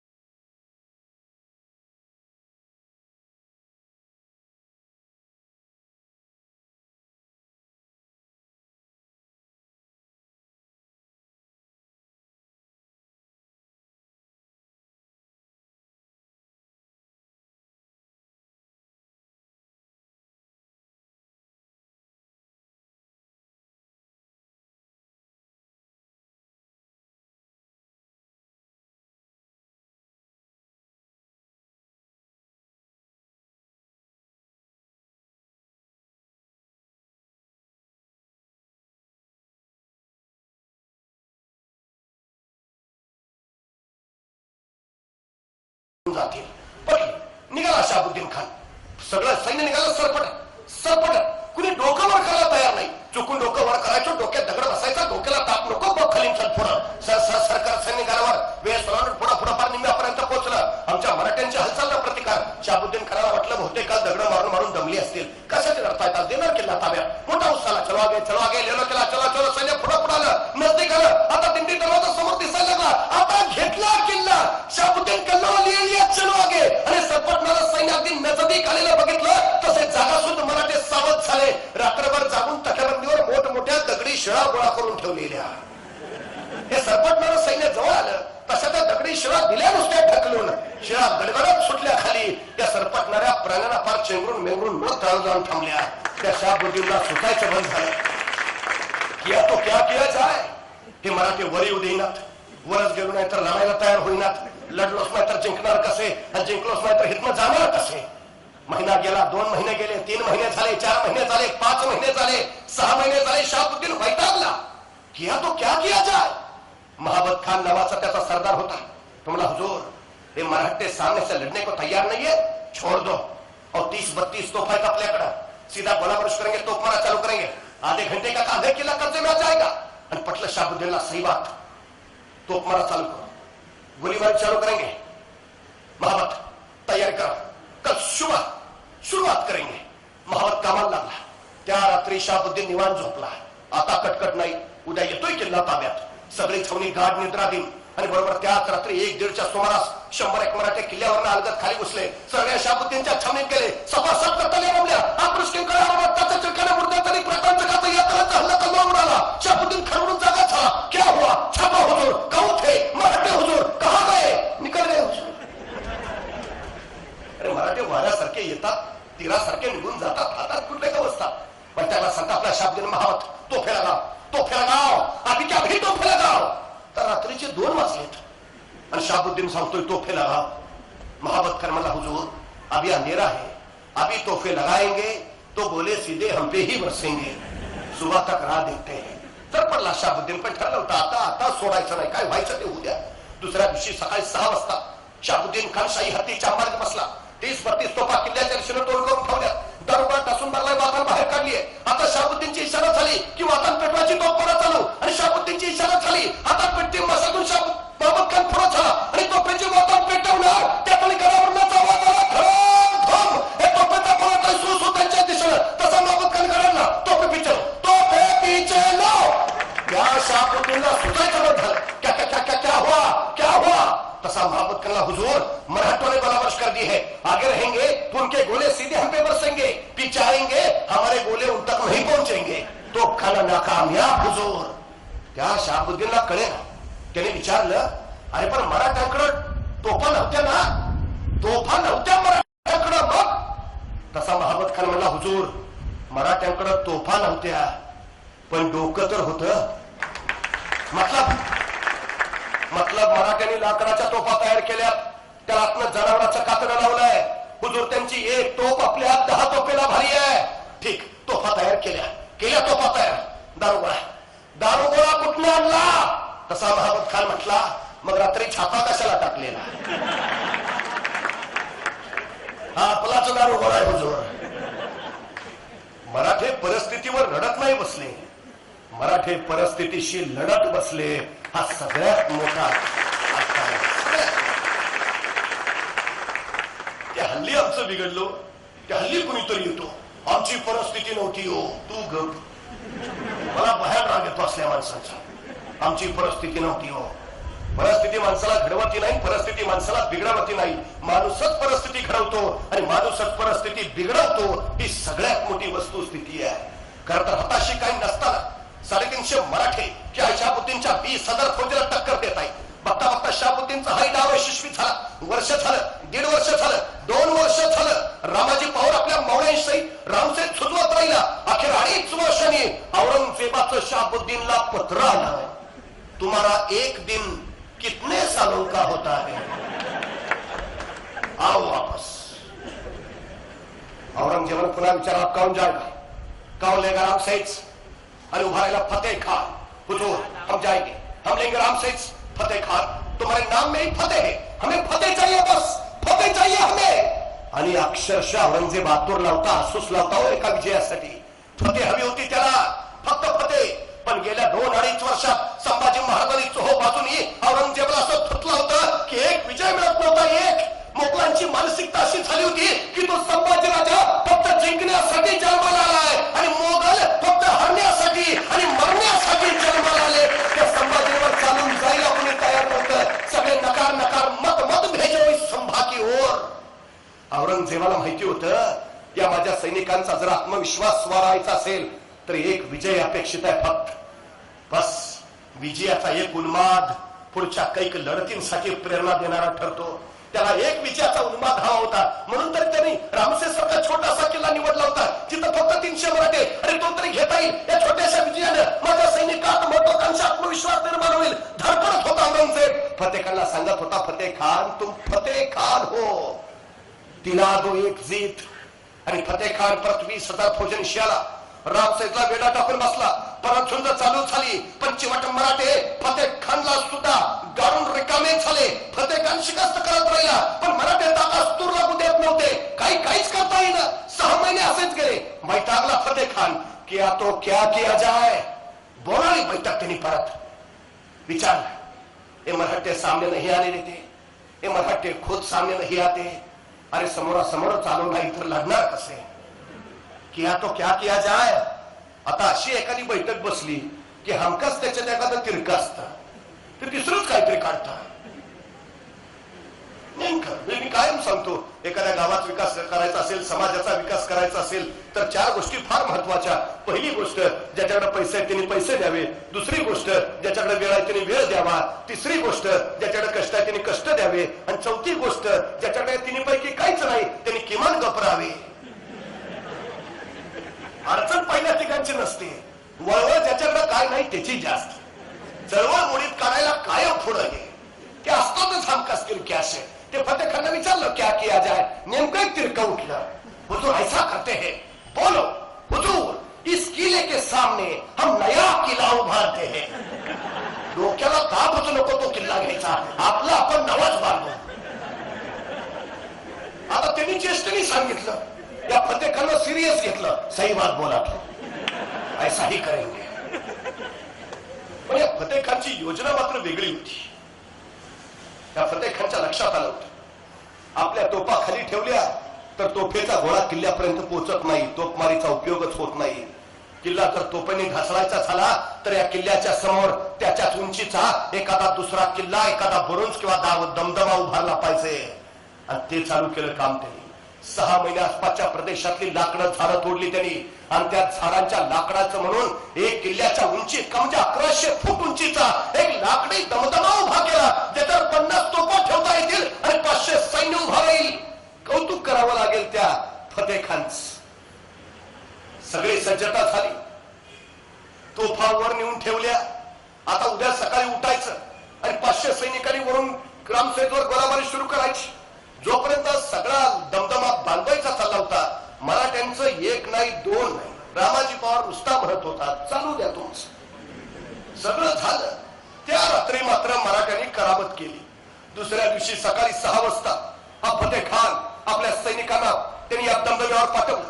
बघता बघता तोफे दारुगा ठसून भरला, वातानी बाहेर काढल्या. आता फतेह खानची इशारा झाली की तोफ मारा चालू करायचा रामसेज काबीज. आणि फतेह खानची इशारा झाली पण तोफेची वातान पेटवण्याच्या आधी मराठ्यांनी रातोरात त्या दमदम्याच्या खाली रुतलेला सुरुंग थाई घेऊन पेटला आणि बघता बघता स्फोटानं तो लाकडी दमदमा हादरला. धडाधूम केला तो कोसळला. 500 सैन्य त्याच्या खाली काढलं गेलं. 50 तोफा काढल्या गेल्या आणि त्या पडल्या दमदम्याकडे बघत रामाजी पवार त्या फतेह खानला सांगत राहिला, जाऊन सांग तुझ्या त्या औरंगजेबाला स्वराज्य जिंकायचा त्याचा मनसुबा त्या लाकडी दमदम्यासारखाच ढासळणार आहे. वैतागला फतेह खान. 3 वर्ष झाली, 3.5 वर्ष झाली, 4 वर्ष झाली, 5 वर्ष झाली. रामसेज अजिंक्यच. अखेर औरंगजेबाचं फतेह खानला पत्र आलं, तुम सिर्फ नाम के ही फतेह खान हो, काम के नहीं, आओ वापस. प्रमोशन. त्याला प्रमोशनवर उचलला. आप कौन जाएगा. आला कसम खान किरमानी. कसम खान किरमानी परत रामसेची झुंजत राहिला. आमचा रामाचे लढतोय, चिवटपणे सुचतोय, मानाजी मोरे रूपाची भोसले या रामसेनची मदत करायला आजूबाजूला दौडताय. संभाजीराजे या बेड्यावर लक्ष ठेवून आहेत. एक रामसेन 5.5 वर्ष जिंके राहिला. 5.5. आमचे शिवाजी महाराज सांगायचे, माझा एक किल्ला माझ्या मावळ्यांनी 1 वर्ष लढवला तर माझे सगळे किल्ले घ्यायला औरंगजेबाला 360 वर्ष लागतील. संभाजी महाराजांनी एकच किल्ला 5.5 वर्ष लढवला. मग 5.5 गुणिले 360 औरंगजेबाला सगळे किल्ले घ्यायला किती वर्ष लागतील? हा पराक्रम कुणाचा? हे शौर्य कुणाचं? हे धैर्य कुणाचं? हा अभिमान कुणाचा? हा स्वाभिमान कुणाचा? माझ्या सर्जा संभाजींचा. बघता बघता औरंगजेबाच्या फौजा महाराष्ट्राच्या उरात चांगल्या रुतल्या होत्या. औरंगजेब अजगरासारखा बिळका करून पडला होता. पावसाळा नजदीक. औरंगजेबाच्या फौजा हालचाल करणं शक्य नव्हतं. संभाजी महाराजांनी त्याच वेळी विलक्षण चाल खेळली. औरंगजेब महाराष्ट्राच्या उरावर आहे. संभाजीने औरंगजेबाच्या उरावर उडी मारली आणि संभाजीराजे पोहोचले कर्नाटकात. बघता बघता कर्नाटक काबीज केलं. मैसूरचा चिकदेवराय लोळवला. 1.5 कोटीची खंडणी त्याच्याकडनं वसूल केली आणि संभाजीराजे तंजावरला व्यंकोजीराजाकडे गेले. त्यांना सोबत घेतलं आणि संभाजी कोसळले आंध्र प्रदेशातले 80 राजे संभाजी महाराजांनी जिंकून मांडलिक केले आणि संभाजी आले तामिळनाडूमध्ये. तामिळनाड काबीज केला. कावेरीच्या तटावरचा पाषाणकोट जिंकला आणि तामिळनाडूवर भगवा फडकला. त्यावेळी गंगाराम वाणीला संभाजी महाराजांनी बंगालमध्ये पाठवलं. या मराठ्यांच्या फौजांनी बंगालमधलं कोलकाता जिंकलं आणि नेताजी सुभाषचंद्र बोसांच्या कोलकात्यावर संभाजींनी भगवा फडकवला. काही फौजा बिहारमध्ये गेल्या. बिहारमध्ये मराठी फौजा सुसाट सुटल्या आणि लालू प्रसाद यादवांचं पाटणा तर मराठ्यांच्या घोड्यांच्या टापाखाली आलं. पाटण्यावर भगवा फडकला. म्हणजे आता जर हिंदुस्थानचा नकाशा बघितला तर महाराष्ट्र, कर्नाटक, गुजरात, हरियाणा, मध्य प्रदेश, गोवा, राजस्थान, आंध्र आणि तामिळनाड एवढ्या राज्यांवर संभाजी महाराजांची सत्ता आहे. एवढ्या राज्यांवर भगवा दौलत ध्वज डौलानं फडकतोय. आता उरला होता फक्त उत्तरेचा भाग आणि उत्तरेत होते राजपूत. रामसिंह मिर्झा राजा जयसिंहाचा मुलगा. संभाजी महाराजांनी या रामसिंहाला पत्र लिहिलं. त्याला सांगितलं, दक्षिण हिंदुस्थान आम्ही आमच्या घोड्यांच्या टापाखाली आणलाच आहे. उत्तरेत तर आपण आहात. आपण एका धर्माचे. या वक्ती आपण जर आम्हाला मदत केली तर औरंगजेबाला पायाखाली घेणं अवघड नाही. संभाजी महाराज या पत्रामध्ये लिहितात, त्या यवनधामाला सांप्रत असं वाटू लागलंय, आम्ही हिंदू तत्वशून्य झालोय. आम्हाला धर्माचा काही अभिमानच राहिला नाही. पण आम्ही आमच्या भूमी सर्वस्वाचे देश दुर्ग सर्व कोणाला लावू. या वक्ती फक्त आपल्या मदतीची गरज आहे. आपण फक्त सहकार्याचा हात द्या म्हणजे औरंगजेबाला कारागृहात डांबणं शक्य होईल. अरे काय महत्वाकांक्षा आहे. आणि कधी औरंगजेब उरावर असताना हे वेगळेपण आहे संभाजी महाराजांचं. औरंगजेब उरावर असताना हा संभाजी राजा औरंगजेबाला कारागृहात डांबण्याची भाषा बोलतो आणि राजपूत मोकळे येतो त्यावेळी. पण त्यांच्या मेहनतनं मात्र तलवारी बाहेर नाही आल्या. त्यावेळी जर राजपुतांनी संभाजी महाराजांची मदत केली असती तर आज हिंदुस्थानचा इतिहास वेगळा घडला असता. पण दुर्दैव महाराष्ट्राचा राणा आपला बाणा लक्षात ठेवून लढत राहावा आणि राजपूत मात्र आपला बाणा विसरून गप्प बसावा. हे या देशाचं सगळ्यात मोठं दुर्दैव आहे. पण महाराष्ट्र लढत राहिला आणि उत्तर गप्प राहिला. याचं कारण एकच, शिवछत्रपती नावाचा नरसिंह उत्तरेत नाही महाराष्ट्रात जन्माला आला. अन्यायाच्या विरुद्ध धावण्याची, अत्याचाराच्या विरुद्ध लढण्याची प्रेरणा जी शिवरायांनी महाराष्ट्रात पेरली ती उत्तरेत उगवली नव्हती. म्हणून संभाजी लढत राहिले आणि राजपूत मात्र गप्प बसले. पण त्याचवेळी संभाजी महाराजांनी आणखी विलक्षण चाली खेळल्या. पण संभाजी आटोपतच नाही म्हटल्यावर औरंगजेबाला आणखी खेळ्या खेळल्या. त्यांनी चंद्राच्या स्थितीला स्वराज्याच्या विरोधात फिरवलं. पोर्तुगीजांना स्वराज्यावर पाठवलं. इंग्रजांना चाल करून जायला सांगितलं. 1 नाही 2 नाही 3 नाही 4 नाही 5 नाही 6 नाही 7 नाही 8 नाही 9 नाही 11 12 आघाड्या औरंगजेबाने संभाजी महाराजांच्या विरुद्ध उघडल्या आणि 1 नाही 2 नाही तब्बल 12 आघाड्यावर निकराचे पंजे फोड करत सेना पुरंदर संभाजी स्वराज्य लढवत राहिला. स्वराज्य झुलवत राहिला. खरं तर जंजिराचा सिद्धी जंजिराच्या दर्यात बुडवला. नका तोंडात इतकं पाणी घातलं की पुन्हा जंजिराच्या सिद्धीनं मानतिरकी करून स्वराज्याकडे नाही बघितलं. त्या पोर्तुगीजाच्या विसरायला संभाजी महाराजांनी मांडवी नदीतनं ताणून मारलं. पाट्याला पाय लावून परत सुटला विसराई. त्या मांडवी नदीत धावताना संभाजींचा घोडा धावणीला लागला. बघता बघता घोडासहित संभाजी वाहून जायला लागले. एका स्वामी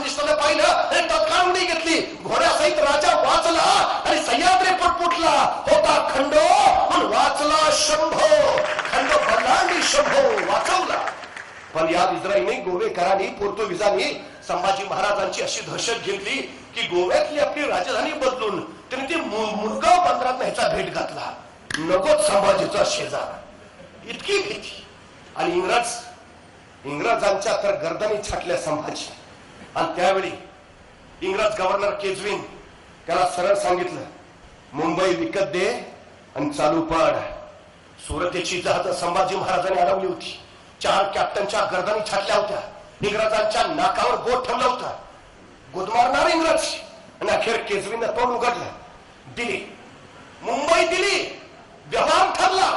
40,000 पाकोड्याला इंग्रज संभाजींना मुंबई विकणार. आता करार होणार. पण त्याच वेळी अचानक हसन अली खान चालून आला आणि कल्याणच्या रक्षणासाठी संभाजी महाराजांना धावावं लागलं. हसन अली खान तुडवला. कल्याणवर पुन्हा भगवा फडकावला. पण या नादात मुंबई विकत घेण्याचा करार मात्र राहिला. त्यावेळी संभाजी महाराज जर मुंबई विकत घेत होते तर 150 वर्ष इंग्रजांचे पाय हिंदुस्थानच्या छाताळात रुतलेच नसते.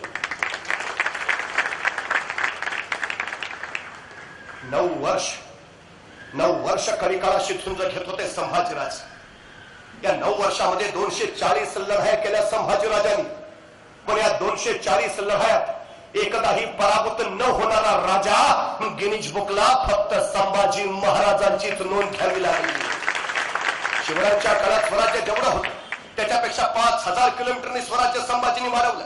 शिवरायांच्या काळात खजाना जेवढा होता त्याच्या 5पट केला. शिवरायांच्या काळात सैन्य जेवढं होतं त्याच्या दुप्पट तिप्पट वाढलं. 1 नाही, 2 नाही, 3 नाही, चौबाजूला संभाजीराजांचा डंका वाजत राहिला. कधी हल्ला नाही, कधी तह केला नाही, कधी नमला नाही, कधी झुकला नाही, कधी वाकला नाही. जो असीम धडाडीनं दौडत राहिला स्वराज्य संवर्धनासाठी तो संभाजी. औरंगजेबाच्या 2 कोकण मोहिमा यशस्वी झाल्या होत्या. रामसेठच्या पराभवानंतर त्यांनी स्वतःच्या डोईवरची पगडी काढली, खाली आपटली आणि कडाला औरंगजेब जोपर्यंत त्या संभाजीला पराभूत करत नाही तोपर्यंत डोईवर बादशाही पदाची पगडी घालणार नाही. अहो इथंच नगरला नेला औरंगजेब. खुलदाबादला समाधी आहे त्याची. मरते वेळी सुद्धा त्याच्या डोईवर बादशाही पदाची पगडी नव्हती. बादशाही पगडी घालायचं भाग्य संभाजीने त्याला मिळूच दिलं नाही. सह्याद्रीच्या दऱ्याखोऱ्यात हा औरंगजेब पोडक्यात डोक्याने झेंडत राहिला पण बादशाही त्याला मिरवता नाही आली. खरं तर औरंगजेब परत कडकडीत प्रतिज्ञा करून बसला. भर दरबारात त्याने विचारलं, हमारे तैमूर के घराने में वो ऐसा कोई शख्स पैदा जो रण पर मरा हो. सगळ्या सरदारने माना ढोलावल्या, ना हुजूर ना, आपके घराने में ऐसा कोई शख्स पैदा ही नहीं हुआ जो रण पर मरा हो. सगळे बेडवरच गेले. तो याद रखो, ये गाजी औरंगजेब या खुद मरेगा क्या उस संभा को मारेगा. कडकडीत प्रतिज्ञा केल्याने 3री कोकण मोहीम औरंगजेबाला उचलली. संभाजी महाराज गोव्यात होते. आपला शहजादा मुअज्जमला त्यांनी सांगितलं, तो 90,000ची फौज घेऊन बेळगावच्या वाटेनं रामदऱ्याच्या घाटानं सावंतवाडीच्या मार्गे गोव्यात उतर आणि शाहबुद्दीन खान तू उत्तरेकडनं म्हणजे पुण्यातनं फौज घेऊन गोव्यात उतर. चोबाजूने संभाजीला पकडा, कैची तकडा, खिंडीत काटा. बस 90,000 फौज घेऊन मुअज्जम बेळगावच्या वाटेनं निघाला. शाहबुद्दीन पुण्यातनं आणि गोव्यात असणाऱ्या संभाजीला ही वार्ता मिळाली आणि संभाजीराजे तडक निघाले. ते रामदऱ्याच्या घाटात मुअज्जमची वाट बघतच उभं राहिले. ज्याला पकडायला निघालो तोच दत्ता म्हणून हजर. मुअज्जमच्या 2च्या पाणी पडालं. त्यातून हरण महाराजांच्या वेळी गमली आणि मराठ्यांनी सभासद कत्तली सुरू केल्या. रामदऱ्याचा घाट किंकाळ्यांनी हैराण झाला. बघता बघता 15,000 फौज रामदऱ्याच्या घाटात गाडली गेली. संभाजी बघता बघता बघत देत मुखाला पकडा बघत निघूनही गेले. पण कोंडाजीच्या डोक्यातला काही प्रश्न जात नव्हता. त्यांनी संभाजी राजाला विचारलं, राज तो मुअज्जम आयता घाऊन आला, कापायचा नाही का. तसे संभाजीराजे म्हणाले, कोंडाजी सुकलं झाड मोडून पडणारच आहे, तोडा कशाला. पण त्याला माहिती नव्हतं संभाजीने काय करामत केली. जगातल्या पहिल्या जैविक अस्त्राचा प्रयोग संभाजीने इथं केला. पहिलं जैविक अस्त्र. खरं तर जगातलं पहिलं बुलेट प्रूफ जॅकेट बनवलं पाषाणकोटच्या लढाईत ते संभाजी महाराजांनी. कुणाडी चोलीला दारुगोळ्याचा कारखाना हलक्या वजनाच्या तोफा बनवण्याचं श्रेय जातं संभाजी महाराजांना. आषाढी कार्तिकीची वारी चालू केली संभाजी महाराजांनी आणि जगातल्या पहिल्या जैविक अस्त्राची निर्मिती पहिला प्रयोग केला तोही संभाजीनी. कोकणात नारळाचं कुळीत मिळतं. मराठ्यांच्या या फटक्यानं सैन्य तर मारलं गेलंच पण मोगलांचं सगळं अन्न धान्य मराठ्यांनी लुटून नेलं. मुअज्जमच्या फौजेला खायला काही नाही. उपासमारीनं मेली सारी. आणि मग कोकणात खावं काय तर नारळाचं कुळीत. मराठ्यांनी या नारळाच्या कुळीतात काय गंमत केली, हे कोकणातलं नारळाचं कुळीत खाल्लं आणि 40,000 सैन्य त्याचा घासात रामदऱ्याच्या घाटातच मेलं. अहो त्यांचे मुर्दे तिथं, प्रेत तिथं, ते कुजली, त्यांचा वास, त्या वासानं उरलेले ओकून ओकून मेले. सगळा रामदऱ्याचा घाट विचित्र झालेला. हा मुअज्जम इतकी भयान अवस्था, अहो उचलायला चौघ राहिले नव्हते. पण त्याची अवस्था कुणीतरी औरंगजेबाला कळवली आणि औरंगजेबाला राहुल अकराला पाठवलं आणि राहुल अकरानं कसं बस या मुअज्जमला तिथून बाहेर काढलं. परत आलेल्या शहजादा मुअज्जमचा औरंगजेबानं 90,000 रुपये रोख देऊन सत्कार केला. या मुअज्जमला काय कळेना. म्हणलं अब्बाजान 1.5 कोटीचा खजिना बुडवून आलो, 90,000 सैन्य हातात घालवून आलो, तरी तुम्ही मला 90,000 रुपयाचं रोख बक्षीस देताय किंवा अब्बाजान. औरंगजेब म्हटला तू जिवंत परत आलास ना म्हणून. म्हणजे संभाजीकडे गेलेला कुणी जिवंत परतच येऊ शकत नाही अशी खात्री जुन औरंगजेबाची पटलेली. औरंगजेब बैठकला बोलावली सगळी बैठक आणि त्यांनी विचारलं क्या किया जाए. सगळे सरदार एका सुरात म्हणाले हुजूर वापस लौट चलते हैं, अभी दम नाहीये हुजूर. अखेर नाईलाजाने 4.5 वर्ष स्वराज्याशी टकरा घेऊन औरंगजेबाच्या पदरात एक विजय पडला नव्हता, पण खजिना प्रचंड खर्ची पडला. सैन्य अफाट वाया गेलं आणि हाताशी काहीच नाही. आणखी मानहानी नको म्हणून औरंगजेबानं दख्खन सोडला. संभाजीला पराभूत करणं त्याला जमलंच नाही. आणि तो वळाला विजापूरच्या आदिलशाहीकडे. आदिलशाही त्यांनी एका वर्षात जिंकली. मग वळाला कुतुबशाहीकडे. कुतुबशाही एका वर्षात घेतली. म्हणजे आदिलशाही जिंकायला त्याला 1 वर्षापुरतं, कोळकोंडा जिंकायला त्याला 1 वर्ष लागतं आणि स्वराज्य मात्र त्याला 9 वर्ष जिंकता येत नाही. हे शौर्य कुणाचं, हे धैर्य कुणाचं, हा पराक्रम कुणाचा, हे धाडस कुणाचं, हे साहस कुणाचं, मद्रास संभाजीराजाचं. पण आदिलशाही कुतुबशाही घेतली आणि 2 ग्लुकॉन डी पिल्यासारखी एनर्जी औरंगजेबाला आली आणि तो वळाला परत स्वराज्याकडे. पण त्याला माहिती आहे उघड्या मैदानात संभाजीला पराभूत करणं कठीण. आता काव्यानंच डाव टाकला पाहिजे, संभा गिरफ्तार केला पाहिजे. पण संभाजीराजे होते त्यावेळी रायगडावर आणि रायगडावर जाऊन संभाजीला गिरफ्तार करणं नामुमकिन.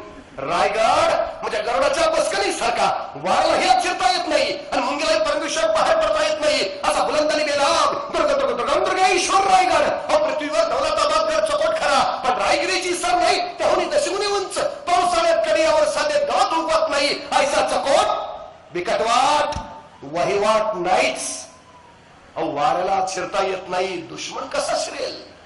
मग औरंगजेबाची चाल सुरू झाली. खरं तर संभाजी महाराजांचे मेहुणे गणोजी शिर्के आणि देसाई सावंत यांच्यात वतनाचा वाद चालू होता.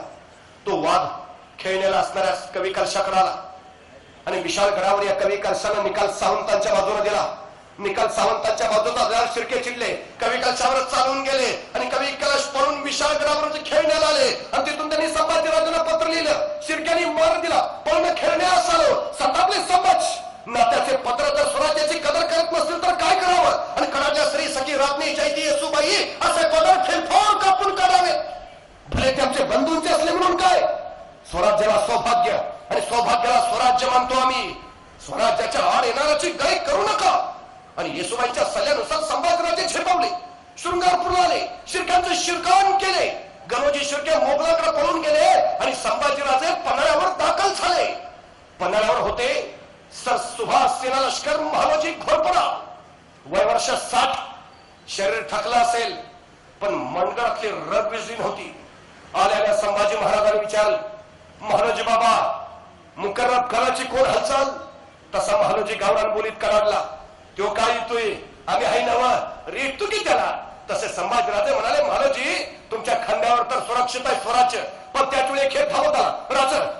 रायगडाला येते का खानाचा खेळ पडलाय आणि चमकले राजे. रायगड मध्ये राहताना सिंहासन तिथं आहे, भावनाचे महाराणी तिथं आहे. लोक संभाजीराजे निघाले. महाराजांना सांगितलं लागली गरज तर हात मारो, लोक घेऊन मिळा. औरंगजेबाच्या दोन्ही चाली यशस्वी पडल्या होत्या. संभाजीला रायगडा बाहेर काढला होता आणि आता रायगडाला घेर टाकला होता. म्हणजे संभाजी परत रायगडाकडे जातील, पण त्याच्या अगोदर मुकरब खानाला सांगून रायगडाकडे जाणाऱ्या साऱ्या वाटा जेरबंद केल्या होत्या. संभाजीराजांनी रायगडाकडे जाण्याच्या वाटा शोधल्या, पण मुंग्यांच्या रांगा उभ्या राहिल्या. तसं मुघलाचं सैन्य प्रत्येक वाटेवर जावं पुण्या वाट.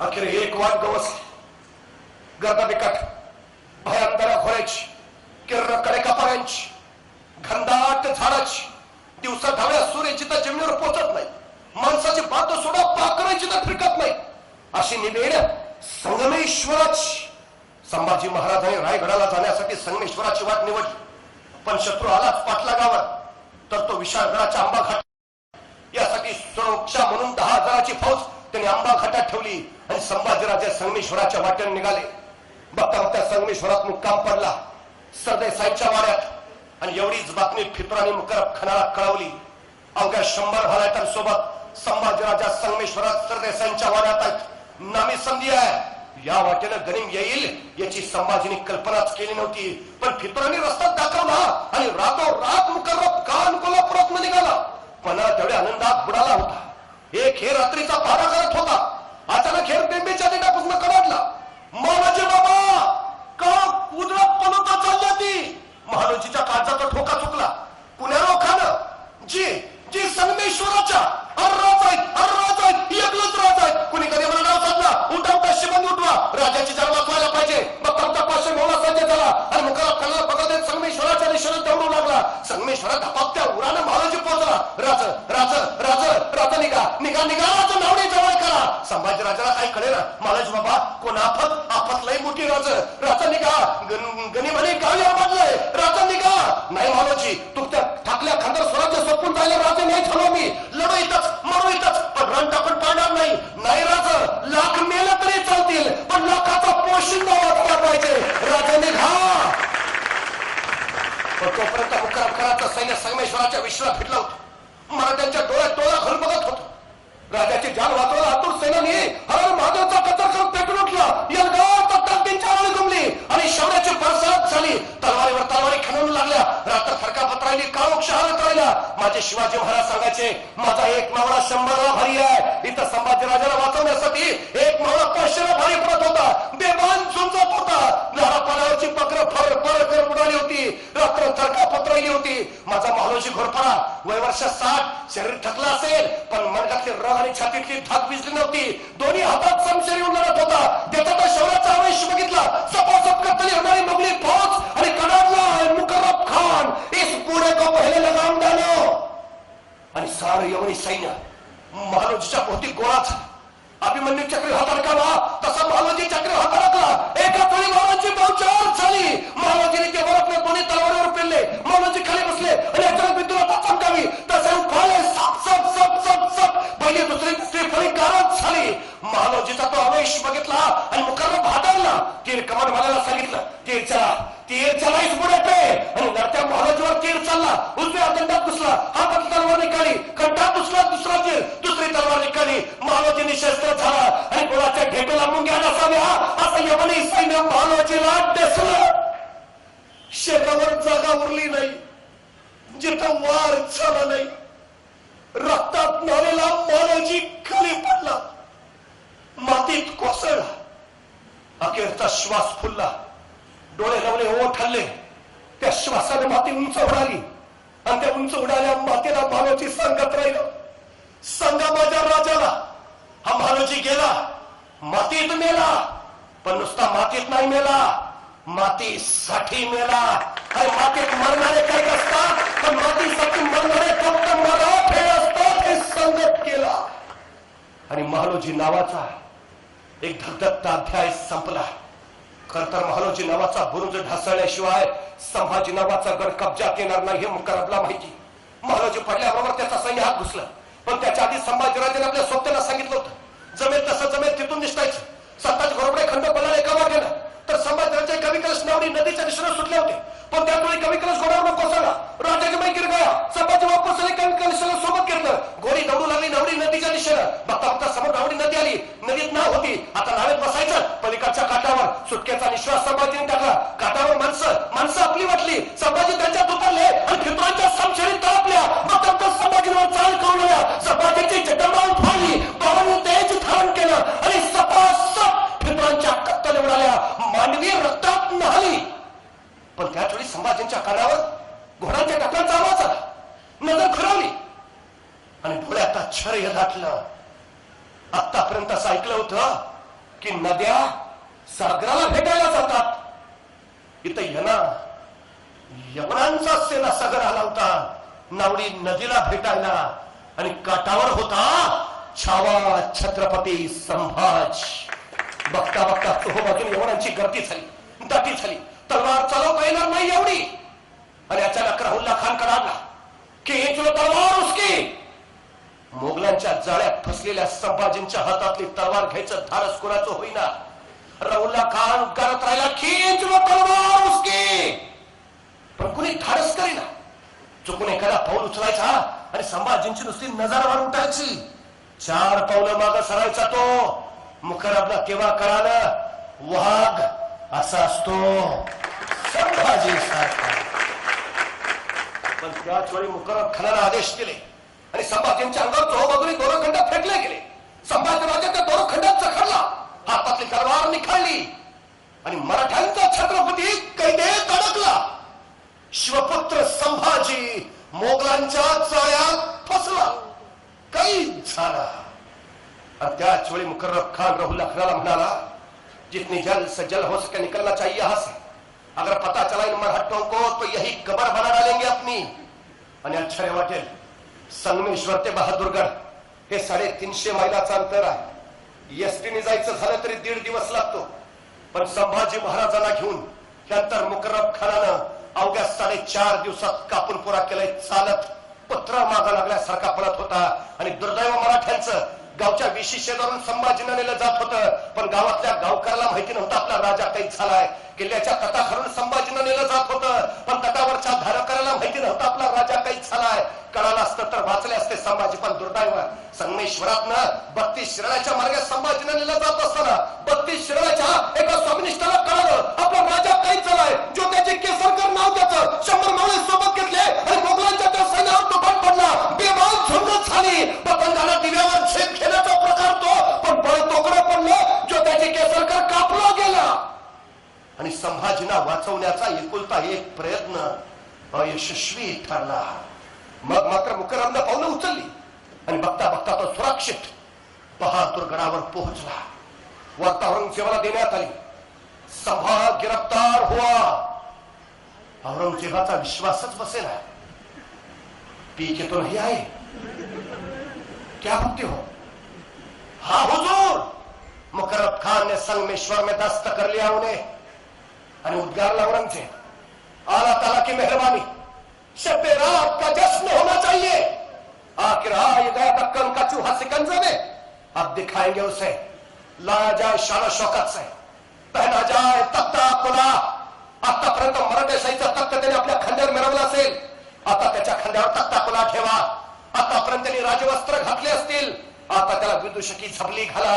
आतापर्यंत त्यांनी मराठेशाहीचा मुकुट माथावर मिरवला असेल. आता त्याच्या डोक्यावर घुंगर असलेली विदुषकी टोपी घाला. आतापर्यंत त्यांनी राजालंकार घातले असतील. आता त्याला कटेरी साखरदंडाने चक्रवा.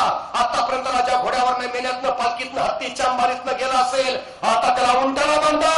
आतापर्यंत राजाला नगारे वाजले असतील. आता ढोल ताशे बडवायला सुरुवात करा. करू द्या महाराष्ट्राला शहनशाह हिंदुस्तान आलमगीर गाजी औरंगजेबने संभा गिरफ्तार केलाय. आणि बरहुकुम निघाली झेंड बहादूरगडावर संभाजींची.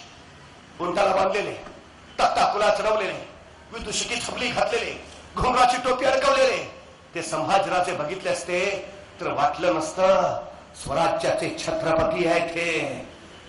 किती सोसावं, किती कुणाच्या वाट्याला हे विटंबना. कुणी सोसला या तरांचा दाह. इतिहास एकच नाव सांगतो संभाजी. फक्त संभाजी. निघाली धिंड वाचत गाचत. यवनाच्या छावणीत कोण आनंदाचा कन्नड माजला होता. आणि ज्या संभाजीने औरंगजेबाच्या दिमागात 9 वर्ष सैतानी गोंधळ घातला तो संभाजी आहे कसा, चालतो कसा, बोलतो कसा, दिसतो कसा, कोण कुणाच्या घरावर, कोण कुणाच्या झाडावर, कोण कुणाच्या खांद्यावर उभारून बघताय कसा आहे संभाजी. अचानक कुठून तरी भिरभिर दगड यायचा. संभाजींच्या छाताला करायचा. रक्ताची चिरकांडी यात्राचा कन्नड उडायचा. कुणीतरी यायचं अंगावर फुंकायचं. कुणीतरी काय करतं शिवी हसवायचं. कुणीतरी यायचं उंटाची शेपटी पिरकायचं. उंट थया थया नाचायचा. अंगावरचे कातडी साखरदंड टोकायचे, बोचायचे, जागोजागी जखमा करायचे. कुणीतरी यायचं तलवारीच्या पातानं संभाजींच्या अंगावर रेषा उठवायचं. रेषेबरोबर रक्ताच्या लाटा उचलायच्या. मुद्रा रक्त मुद्रा उंटावत निघाला होता शंभू राजा. अरे किती सोसावं, किती यातनांचं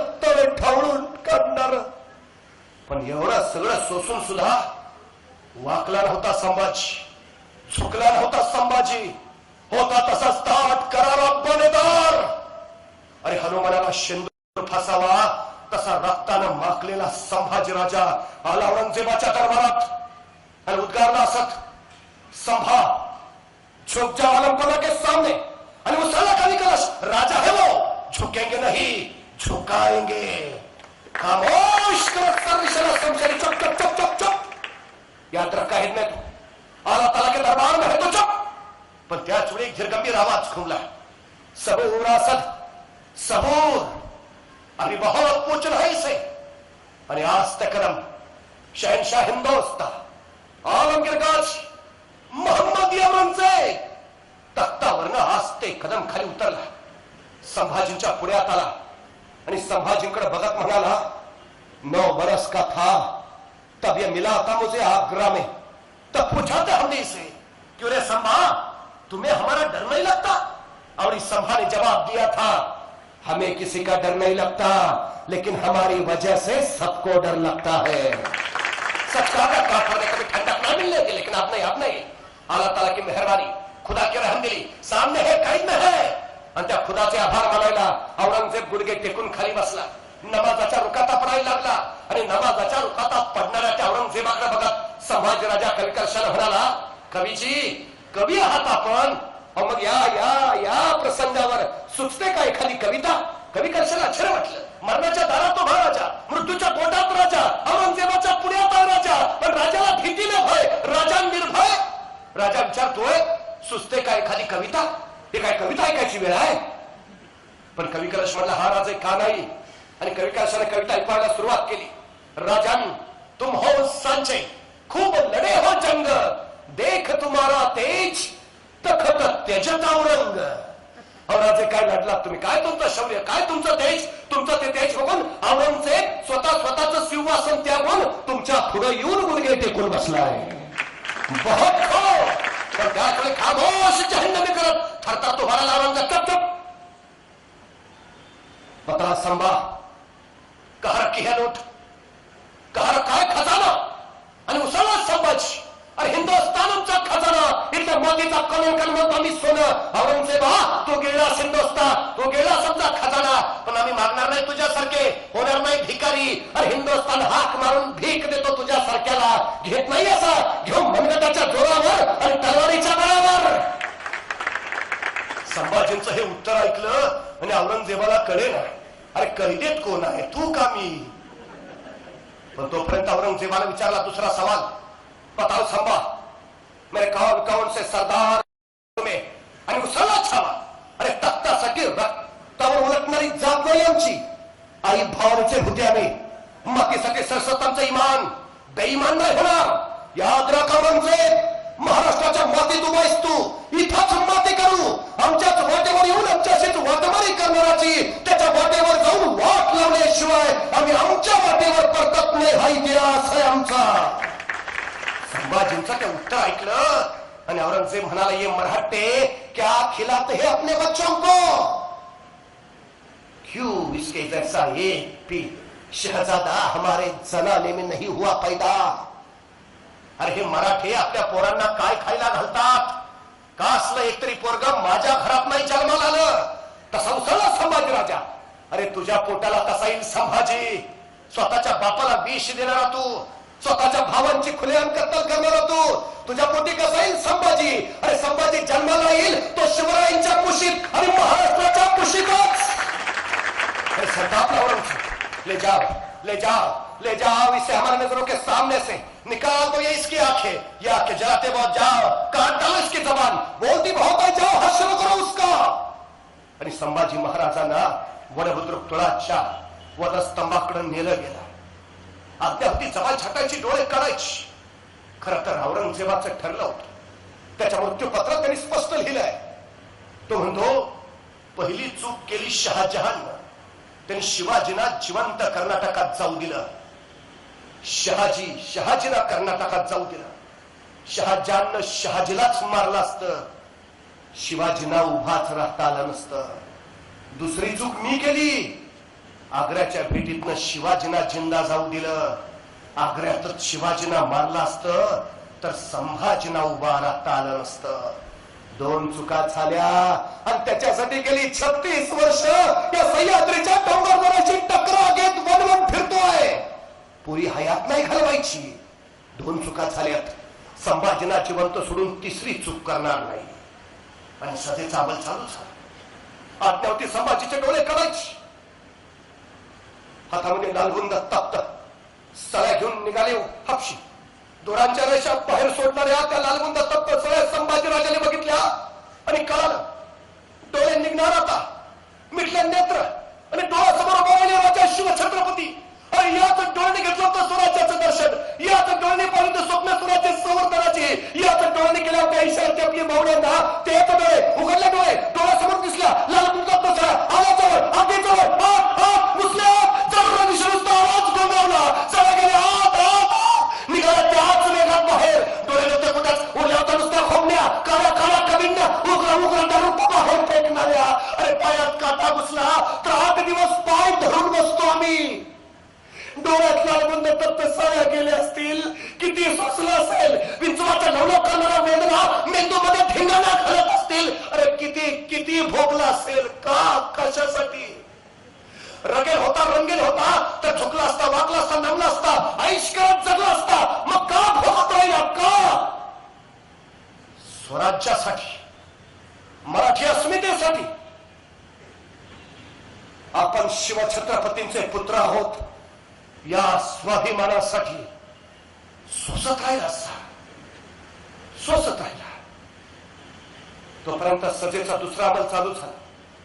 आज्ञावती संभाजींची जबान छाटायची. हातामध्ये नंगी लकलकती तलवार घेऊन हापशी आले. पण संभाजींचं तोंड बंद. जबान छाटणार कशी. एक हापशी फुडाला. संभाजींचं तोंड उघडायची कोशिश करू लागला पण तोंड उघडेना. मग एकाने कानावर दाबा जोर दिला प्रचंड दाबा जोर दिला पण जबडा उघडेना. एकाने मस्तकावर प्रहार केला पण जबडा उघडेना. अरे उघडेल कसा. वाघाचा जबडा आहे. वाघाच्या जबड्यात घालून हात मोजती दात ही अपघात सांगणारा संभाजी आहे. अखेर एका अक्षराने युक्ती केली. संभाजींचं नाक दाबून धरलं. श्वास कोणला जीव गुदमरला आणि श्वासासाठी ओठले. त्या संधीचा घेतला पाहिला. संशी घुसल्या. संशी पकडलीची ओढली बाहेर. नंगी तलवार लकलकली आणि चालली साप. तोंडात उघडला.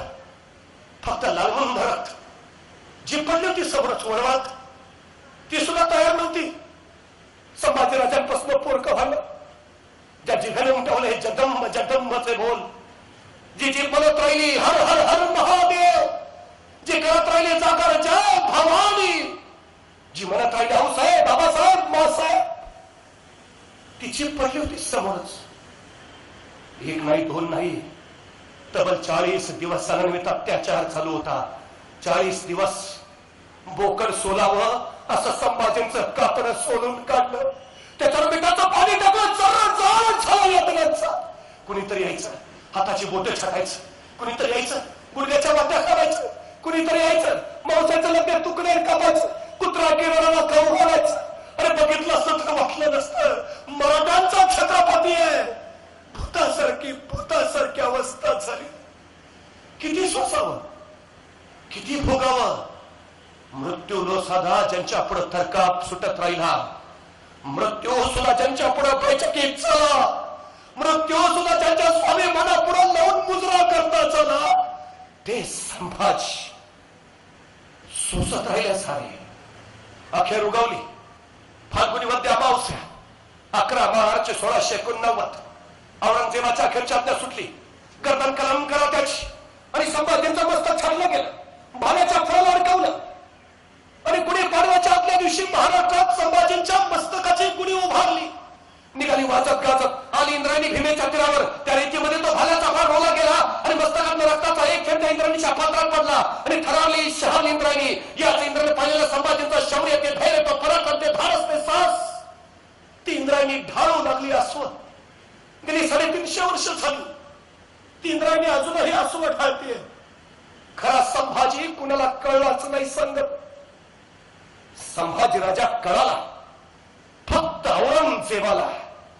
आणि औरंगजेब म्हणाला सचमुच छावा था छावा शेर का. सचमुच छोड़ा था। हमने आंखें निकाल दी उसकी, लेकिन उसकी आंखें झुकी नहीं हमारे सामने। हमने जबान काट दी उसकी, लेकिन उस जबान से उसने मांगे नहीं रहम के 2 लफ्ज। हमने हाथ तोड़ दिए उसके, लेकिन नहीं फैलाए उसने अपने हाथ हमारे सामने। हमने पांव काट दिए उसके, लेकिन नहीं टेके उसने अपने घुटने हमारे सामने। हमने गर्दन काट दी उसकी, लेकिन उसकी गर्दन नहीं झुकी हमारे सामने। सचमुच क्षमा का छावा शेर। या अल्लाह, होंगे कामयाब कभी या ऐसे ही लौटना पडेगा खाली हात टहलले? आणि तसंच झालं. संभाजींच्या बलिदानातून पेटून उठला इथला एक एक मावळा. जणू संभाजींच्या रक्ताच्या थेंबा थेंबातून जन्माला आला पुन्हा नवा नवा नवा संभाजी, जो लढत राहिला राजाशिवाय तब्बल 14 वर्ष इथली प्रजा मंदिराशी झगडत राहिली. अरे दक्कन घ्यायला लावता माणसं, पण स्वतःला गाडण्यापुरती 3.5 हात जमीन घेऊन याच मातीत अखेर शांत झाला, इथंच मेला. आणि महाराष्ट्रानं नवा इतिहास लिहिला. जो महाराष्ट्राच्या नादाला लागतो त्याचा औरंगजेब होतो. खरं तर कसं जगावं हे शिवरायांनी सांगितलं. आणि राष्ट्रासाठी, राष्ट्रभक्तीसाठी, राष्ट्रधर्मासाठी कसं मरावं हे संभाजी महाराजांनी दाखवलं. या जगण्या मरण्यातलं तत्वज्ञान जर आम्हाला चिंता आलं तर आयुष्याची झुंज चिंता येईल. जय महाराज.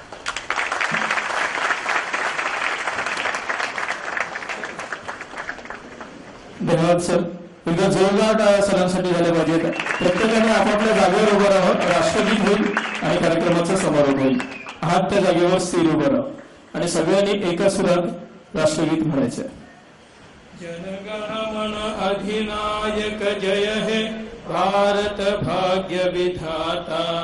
पंजाब सिंध गुजरात मराठा द्राविड उत्कल हिंद हिमाचल यमुना गंगा उच्चल जलजित तव शुभ नामे गाये, तव शुभ आशीष मागे, गाये तव जय गाथा. जनगण मंगलदायक जय हे भारत भाग्य विधाता. जय होय जय हे जय हे जय जय जय जय हे. भारत माता की धन्यवाद. याचबरोबर जतन गोविंद पथक आयोजित आजचा हा सुंदर सोहळा याच ठिकाणी संपन्न झाला असं आपण घोषित करतो आहोत. पुन्हा एकदा आपल्या सगळ्यांचं मनपूर्वक आभार.